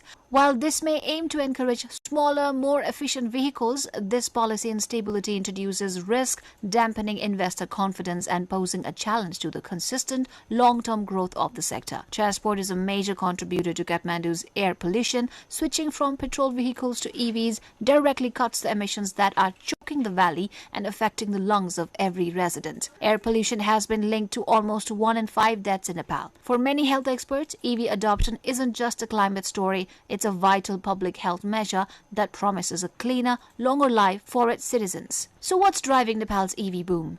Lower long-term costs for consumers, the promise of cleaner air for its cities, and a national shift toward using homegrown hydropower instead of imported oil. And if current trends continue, Nepal could become one of South Asia's fastest-growing EV hubs, powered by clean energy, cleaner cities, and a new generation of electric mobility, charting a sustainable path forward. Electric vehicles have rapidly transformed Nepal's roads, helped by hydropower, lower operating costs, and generous tax policies. But as EV surge touch the 70% import mark, a quieter crisis emerges. Nepal has no clear system to manage the batteries that will soon reach their end of life. Smithu Ghissing tries to take a closer look. Nepal is accelerating into an electric future. Over 70% of the imported four-wheelers were electric. But beneath the shiny promise lies a growing concern. What happens to these batteries when they die? Electric vehicles are now majority of new imported cars. But with this boom comes another challenge. EV batteries don't last forever. Nepal चाहिँ totally dumping side हुनलाई गइराछ हैन यो अब EV को एक त भन्न ब्याट्रीको लाइफहरु पनि अब तपाईको एउटा निश्चित हुन्छ नि त त्यो पछि त अब EV का ब्याट्रीहरु चेन्ज गर्नुपर्ने नै हुन्छ चेन्ज गरिसकेको ब्याट्रीलाई चाहिँ हामीले केही म्यानेजमेन्ट नगर्ने हो भने त जताततै अब ब्याट्रीका चाहिँ थुप्राहरू फोहोरका थुप्रा भएर चाहिँ अब भन्न माटोको उर्वरा शक्तिदेखि लिएर हैन हावाको चाहिँ यो जुन अब गुणस्तर खस्किनेदेखि लिएर वातावरणलाई नै असर गर्ने स्थितिमा गयो मानव स्वास्थ्य त छँदैछ. Electric vehicle batteries are complex and costly to discard. Many EVs use lithium-ion cells. If not properly recycled, they pose environmental hazards, heavy metals, chemical pollution, and resource loss. अब लिथियम आफैमा रियर अब अर्थ material भयो गरे हैन यसको चाहिँ अब recycle पनि आफैमा अलिकति अप्ठ्यारो प्रोसेस छ हैन त्यो भएपछि नेपालमा त झन् यसको केही पोलिसी पनि छैन अब यसको रिसाइक्लिङ त्यो केही पनि छैन हैन त्यसले गर्दाखेरि अब इन्भाइरोन्मेन्टलाई त सिधै नै असर छ. The government has welcomed EVs for their climate benefits. However, the policy for end-of-life batteries is still weak. ब्याट्रीलाई अहिले हाम्रो सवालमा भन्नु पर्दाखेरि जुन कम्पनीबाट हामीले ब्याट्रीहरू ल्याएका थियौं हाम्रो बसमा ब्याट्रीहरू जडान गरिएको छ त्यो 8 वर्षको लागि वारेन्टी छ र 8 वर्षपछि तीनटा पार्ट हुन सक्छ. एउटा यसलाई रिपेयर गरेर जान सकिने अथवा यसलाई रिप्लेस गर्ने वा डिस्पोजै गर्नुपर्ने त्यो अवस्था अझै टेस्टिङ फेजमै रहेको हुनाले एकिन ठ्याक्कै 8 वर्षको हामीले अहिले चाहिँ यहाँ क्लियर इन्फर्मेसन दिन सक्दैनौं. Electric mobility promises cleaner air and lower fuel imports. But without battery recycling, Nepal risks trading one environmental problem for another. The time to act is now. Unless Nepal acts fast, used EV batteries could become the next waste crisis. The clean energy transition demands a clean disposal system too. With camera person Samir Thapa, Smithu Gising Tamang reporting for NTV World. Now, to understand how informed people are, we spoke with EV traders and the public about the risks of improper EV battery disposal. Let's take a look.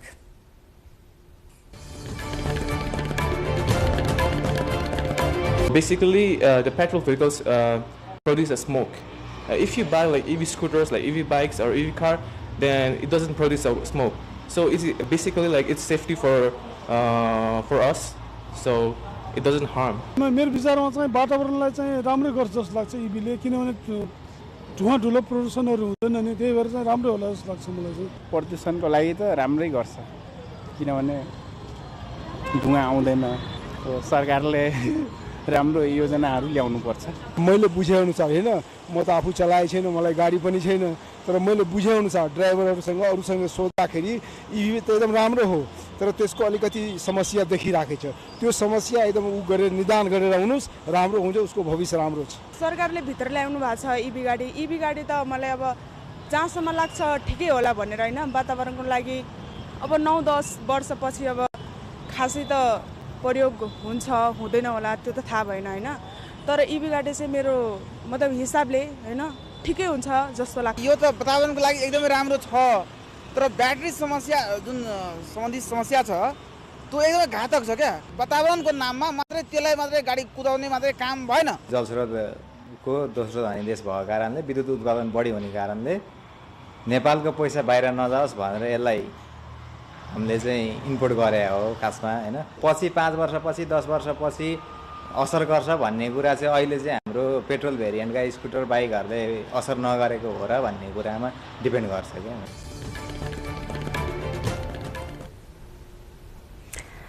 With Nepal's electric vehicle imports soaring tenfold over the past decade, the country faces a new challenge, safely managing used EV batteries. In order to shed light on the hazards and solutions surrounding battery disposal, we are joined in by Chief Technologist at the Nepal Academy of Science and Technology, NAST, Dr. Suresh Kumar Dhungel. Dr. Dhungel, welcome to NTV World News Hour. Thank you. Thank you, ma'am. Dr. Dhungel, what are the main environmental and health risks that are associated with improper disposal of the EV batteries in our country? Basically, when you talk about the EV batteries, the first generation of electric vehicles in the country is Safa Tempo, that basically uses the lead acid batteries. And lead itself is a heavy metal and the high potential of hazard is associated with it. And as the second generation of EVs in the country are lithium-ion based batteries, and that basically contains different kinds of heavy metals like nickel, cobalt, as well as the metals like lithium itself and manganese, aluminum, copper. So these kind of metals are associated with the battery, and if it is not properly taken care of, it's thrown or into the dumping sites or landfill sites, then those hazardous chemicals will leach out to the soil, water, and that contaminates the entire biodiversity associated with it.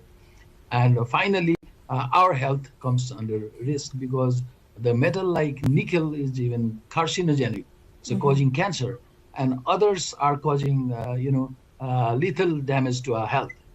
So it's highly potential that such batteries can cause a great risk to our human health, environment, if not managed properly. So given the rapid rise, in fact, in EV imports, how prepared is Nepal's current infrastructure to handle used or damaged batteries safely? Well, right from the point of the entry, we don't have proper regulation system. The batteries associated with the electric vehicles are not tested well, as they are not certified within the country. And we are not prepared for any kind of recycling or, repurposing. Like even after its life for the vehicles is over, it can be reused as an energy storage battery system. So we have not planned, and we are not prepared with the policy in place. So therefore, I think it's a very chaotic situation at the moment. But it's a high time to formulate a stringent policy and make it, go for action. What would you say would be policies or best practices that the government private sector can adopt to ensure sustainable battery recycling and disposal? So government first has to consider, because we cannot escape from the use of electric vehicles anymore. So it has become part and parcel of our family or daily life.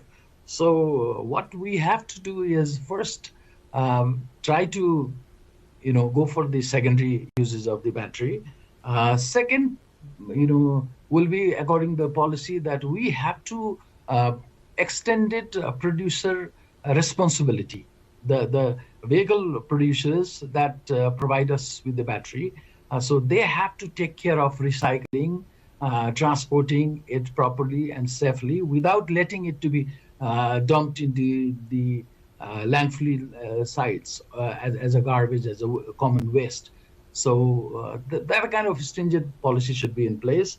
And more than that, I think we have to have a public awareness that these batteries contain a lot of chemicals that can cause direct health hazard, and also it can cause the fire hazards if not taken care of properly. And the third, it's not a general type of waste. Okay, it contains a lot of precious metals, depleting minerals are present in it, and if taken care of and recycled properly with the proper commitment of the suppliers, we can get some money as a refund while sending the battery as a scrap.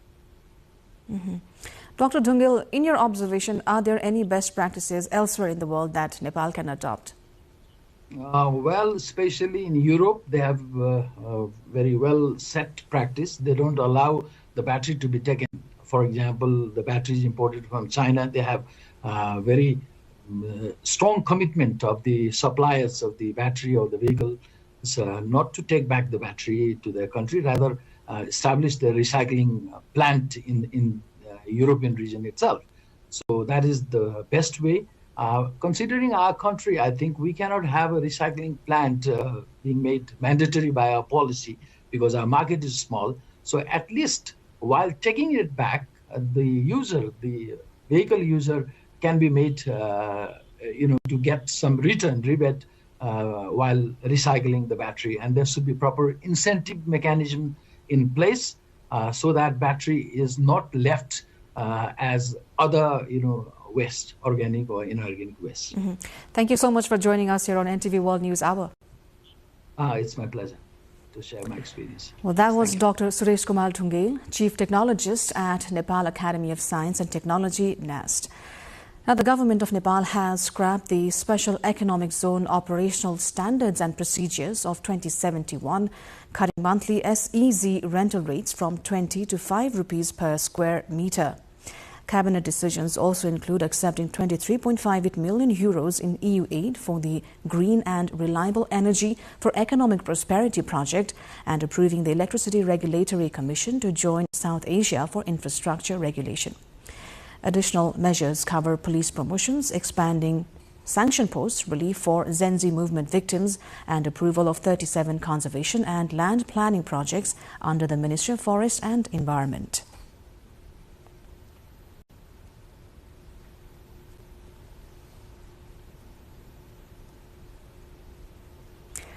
Nepal's Election Commission is stepping up voter education efforts ahead of the March 4 parliamentary elections, aiming to reduce the high number of invalid ballots seen in previous polls. In the 2022 federal and provincial elections, 5.06% of votes were invalid. Of the 11 million ballots cast under the first-past-the-post system, more than 449,000 were rejected. Under the proportional system, over 721,000 ballots were invalidated. Commission spokesperson Naren Prasad Bhattarai says the plan includes community outreach and expanded digital campaigns to ensure voters clearly understand how to cast valid ballots. Earlier in the 2022 local elections, invalid votes reached 13.24%, with nearly 8.3 million of the 11.8 million ballots rejected, a trend the Commission is determined to reverse.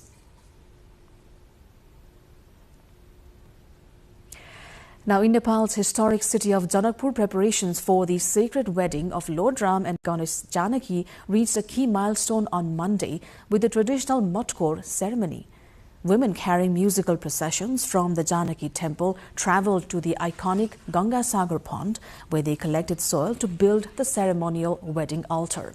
As part of the ritual, participants also carried the soil in a symbolic city circumambulation.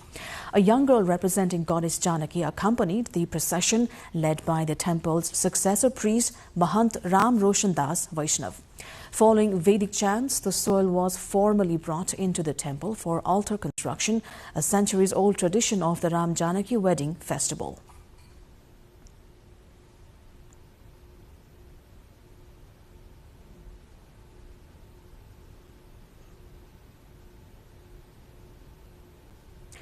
International news coming up next. For now, a quick recap of the headlines.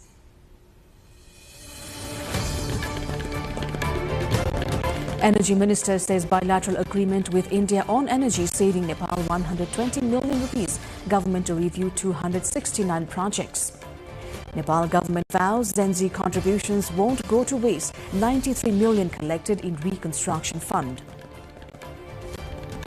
Nepal sees tenfold surge in electric vehicle imports, raising alarming concerns over battery disposal.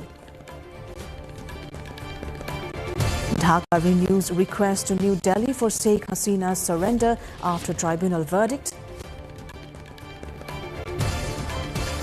Dharmendra, Bollywood's original He-Man, passes away at 89. Indian Prime Minister Narendra Modi calls it end of an era. And Sudur Pashchim Royals defeats Karnali Yaks by 45 runs in the ongoing Nepal Premier League. Viratnagar Kings defeats Janakpur Bulls by 9 runs.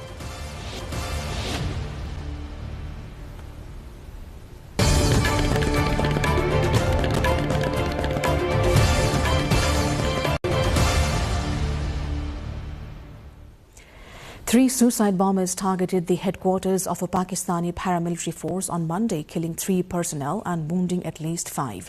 The attackers opened fire as they forced themselves into the headquarters of the Frontier Constabulary in Peshawar city before blowing themselves up inside the complex. The headquarters of the force is located in a densely populated area of Peshawar, the capital of Khyber Pakhtunkhwa province. No militant group has claimed responsibility for the attack so far. Islamist militants operating in the region have ramped up attacks in recent weeks after last month's deadly border clashes between Pakistan and Afghanistan. Pakistan blames the Afghan Taliban for harboring the militants, who it says launched cross-border attacks, a charge Kabul denies.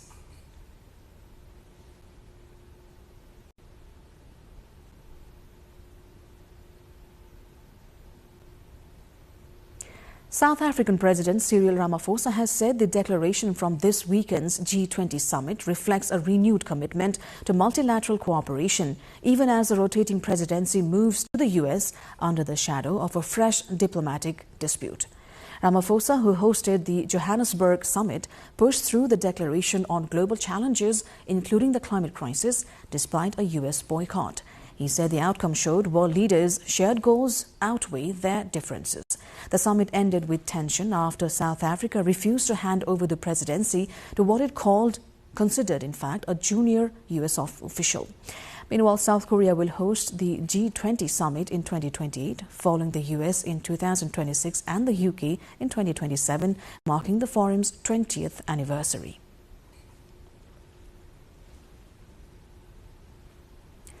The US and Ukraine say weekend peace talks in Geneva were highly productive. However, Ukrainian President Zelensky says giving Ukrainian territory to Russia is the main problem after our talks on US-backed peace plan. Delegations from both sides met in Switzerland to discuss a 28-point peace plan. The joint statement said there was meaningful progress toward aligning positions and identifying clear next steps. European leaders criticized the 28-point plan when it emerged last week, saying it was too favorable to Russia. A White House report of the Geneva talks says that based on the revisions and clarifications presented, the Ukrainians believe the current draft reflects their national interests. Meanwhile, Russian attacks on Ukraine continue, with at least 4 people killed by a drone attack on Kharkiv on Sunday. Very good progress, and we are moving forward to the just and lasting peace. Ukrainian people deserve and want this peace more than anyone.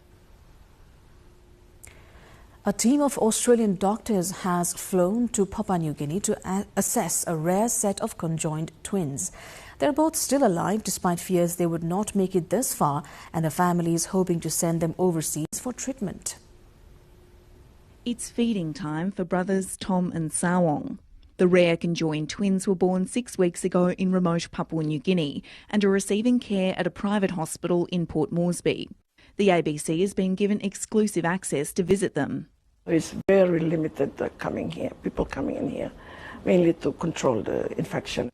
The boys are joined at the lower abdomen and share a single liver and parts of their gastrointestinal tract, and Tom has a congenital heart defect. The surgery needed to separate them can't be performed in PNG. Staying where we are is certain death. Jürgen Rue, a pilot who flew the boys to Port Moresby, has been fighting for them to be sent overseas. Love you both. The public hospital where they were previously being treated said it was too risky to transfer them to Australia, saying it was highly unlikely both twins would survive surgery. But now the boys have been moved to a private hospital, and a team of doctors from Sydney have come to assess whether separating them is possible.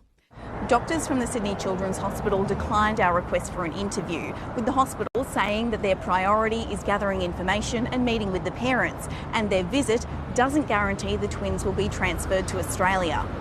But those supporting the family aren't giving up hope. We've been talking to 3 different countries to hopefully take on the twins. It's one body but 2 souls, and let's try and save these 2 souls. Fighting against the odds. They are survivors and they want to live. Marion Farr, ABC News, Port Moresby. Well, news from Business Front coming up next. Stay with us.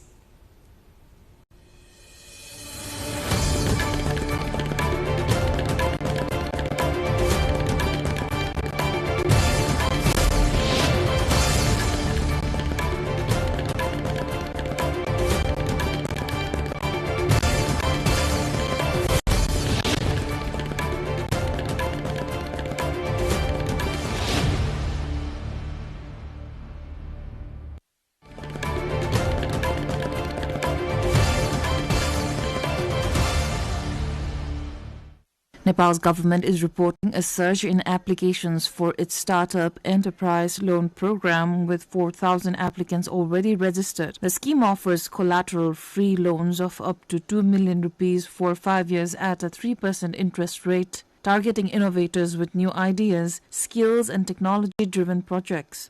According to Umesh Kumar Gupta, Executive Director of the Industrial Enterprise Development Institute, 765 projects have received startup loans since the program began in fiscal year 2023-24. Nearly 171 million rupees has been disbursed so far, with about 29 million rupees already repaid. The government has allocated 730 million rupees for this year's program, with applications closing Tuesday.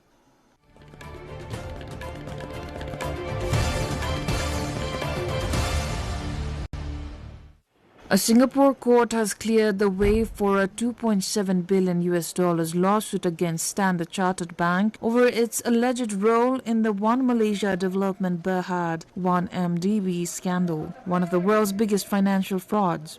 The court rejected the bank's bid to dismiss the case, allowing liquidators to pursue claims that it facilitated suspicious transfers linked to billions of dollars misappropriated from Malaysia's sovereign wealth fund. Standard Chartered denies wrongdoing, saying it closed the accounts and cooperated with regulators and plans to appeal the ruling. The 1MDB scandal has rocked Malaysia and the global financial system, involving billions of dollars diverted from public funds into luxury spending and private accounts. This case is a major step in efforts to recover the stolen money.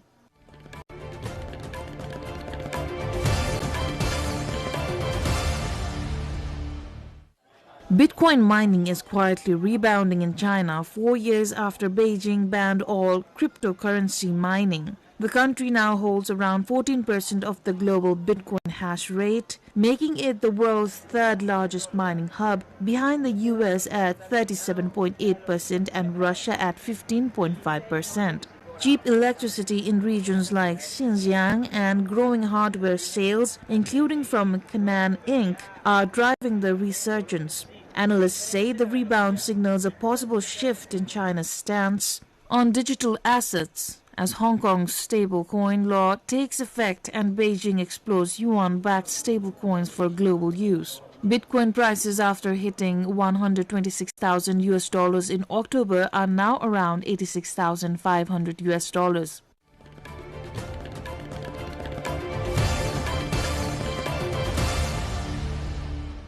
UK government review has found that the country is now the most expensive place in the world to develop nuclear power, citing overly complex regulations and a fragmented planning system. The report says simplifying rules could save tens of billions and accelerate the country's nuclear expansion. Hinkley Point C and Sizewell C are under construction, while smaller modular reactors are also planned to meet growing energy demand and net zero targets. Officials warn that Britain risks falling behind as countries like China, France and the US rapidly expand nuclear capacity.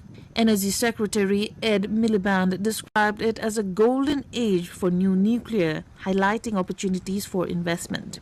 Analysts say reforms could make the UK more competitive in the global nuclear market while maintaining safety standards.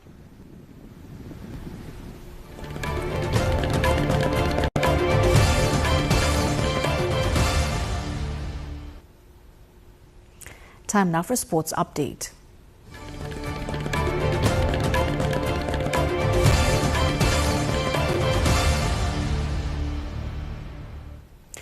Sudur Pashchim Royals claimed a convincing 45-run win over Karnali Yaks in the 10th match of the Nepal Premier League 2025 at Kirtipur, powered by an excellent all-round display from captain Deepinder Singh Airi. Batting first, the Royals posted 139 runs for the loss of 9, recovering from early wickets through Arif Sheikh's steady 27 and Airi's vital 39 of 28. Harmeet Singh added a useful 19, while the Yaks' bowlers, led by Sompal Kami's 3 for 32 and Nandan Yadav's 2 for 26, kept the innings in check. Chasing 140 for victory, Karnali struggled from the start and lost wickets consistently, with only Pawan Sharaf's 27 and Mark Watt's quick 17 offering resistance. Airi completed a standout performance with 4 for 23, supported by Scott Kugelein's tight 3 for 9, as the Yaks were dismissed for 94 in 19.2 overs, giving the Royals a comfortable win and earning Airi the Player of the Match award. Earlier in the day, Biratnagar Kings defeated Jalapur Bulls by 9 runs Put into bat first after losing the toss, Biratnagar secured 135 at 20 overs, losing 7 wickets. Chasing a modest target of 136 for victory, Janakpur was limited to 126 with the loss of 9 wickets. For Janakpur, Jan Nicole Lofty-Eaton top scored with 41 runs. Nahiro Milantha scored 23 runs, Sanjay Krishnamurthy 20 and Ashif Sheikh scored 13 runs. Biratnagar captain Sandeep Lamichhane took 4 wickets alone, giving just 11 runs in 4 overs. Surya Tamang took 2 wickets, while Shubham Ranjan and Merchant D. Lang took 1 wicket each. India's blind women's cricket team has won the world's first T20 championship, defeating Nepal by 7 wickets in Sri Lanka. The inaugural tournament also featured teams from Australia, Pakistan, Sri Lanka and the US. The event marked a breakthrough for women's adaptive sports, showcasing exceptional skill coordination and resilience. Organizers say the championship boosted in fact, global awareness of inclusivity in sport, inspiring visually impaired girls and women worldwide. The series also tested how well T20 cricket can be adapted without losing its fast pace or fairness. With audible balls, modified fielding rules and clear player classifications, early results show the game remains competitive and highly engaging.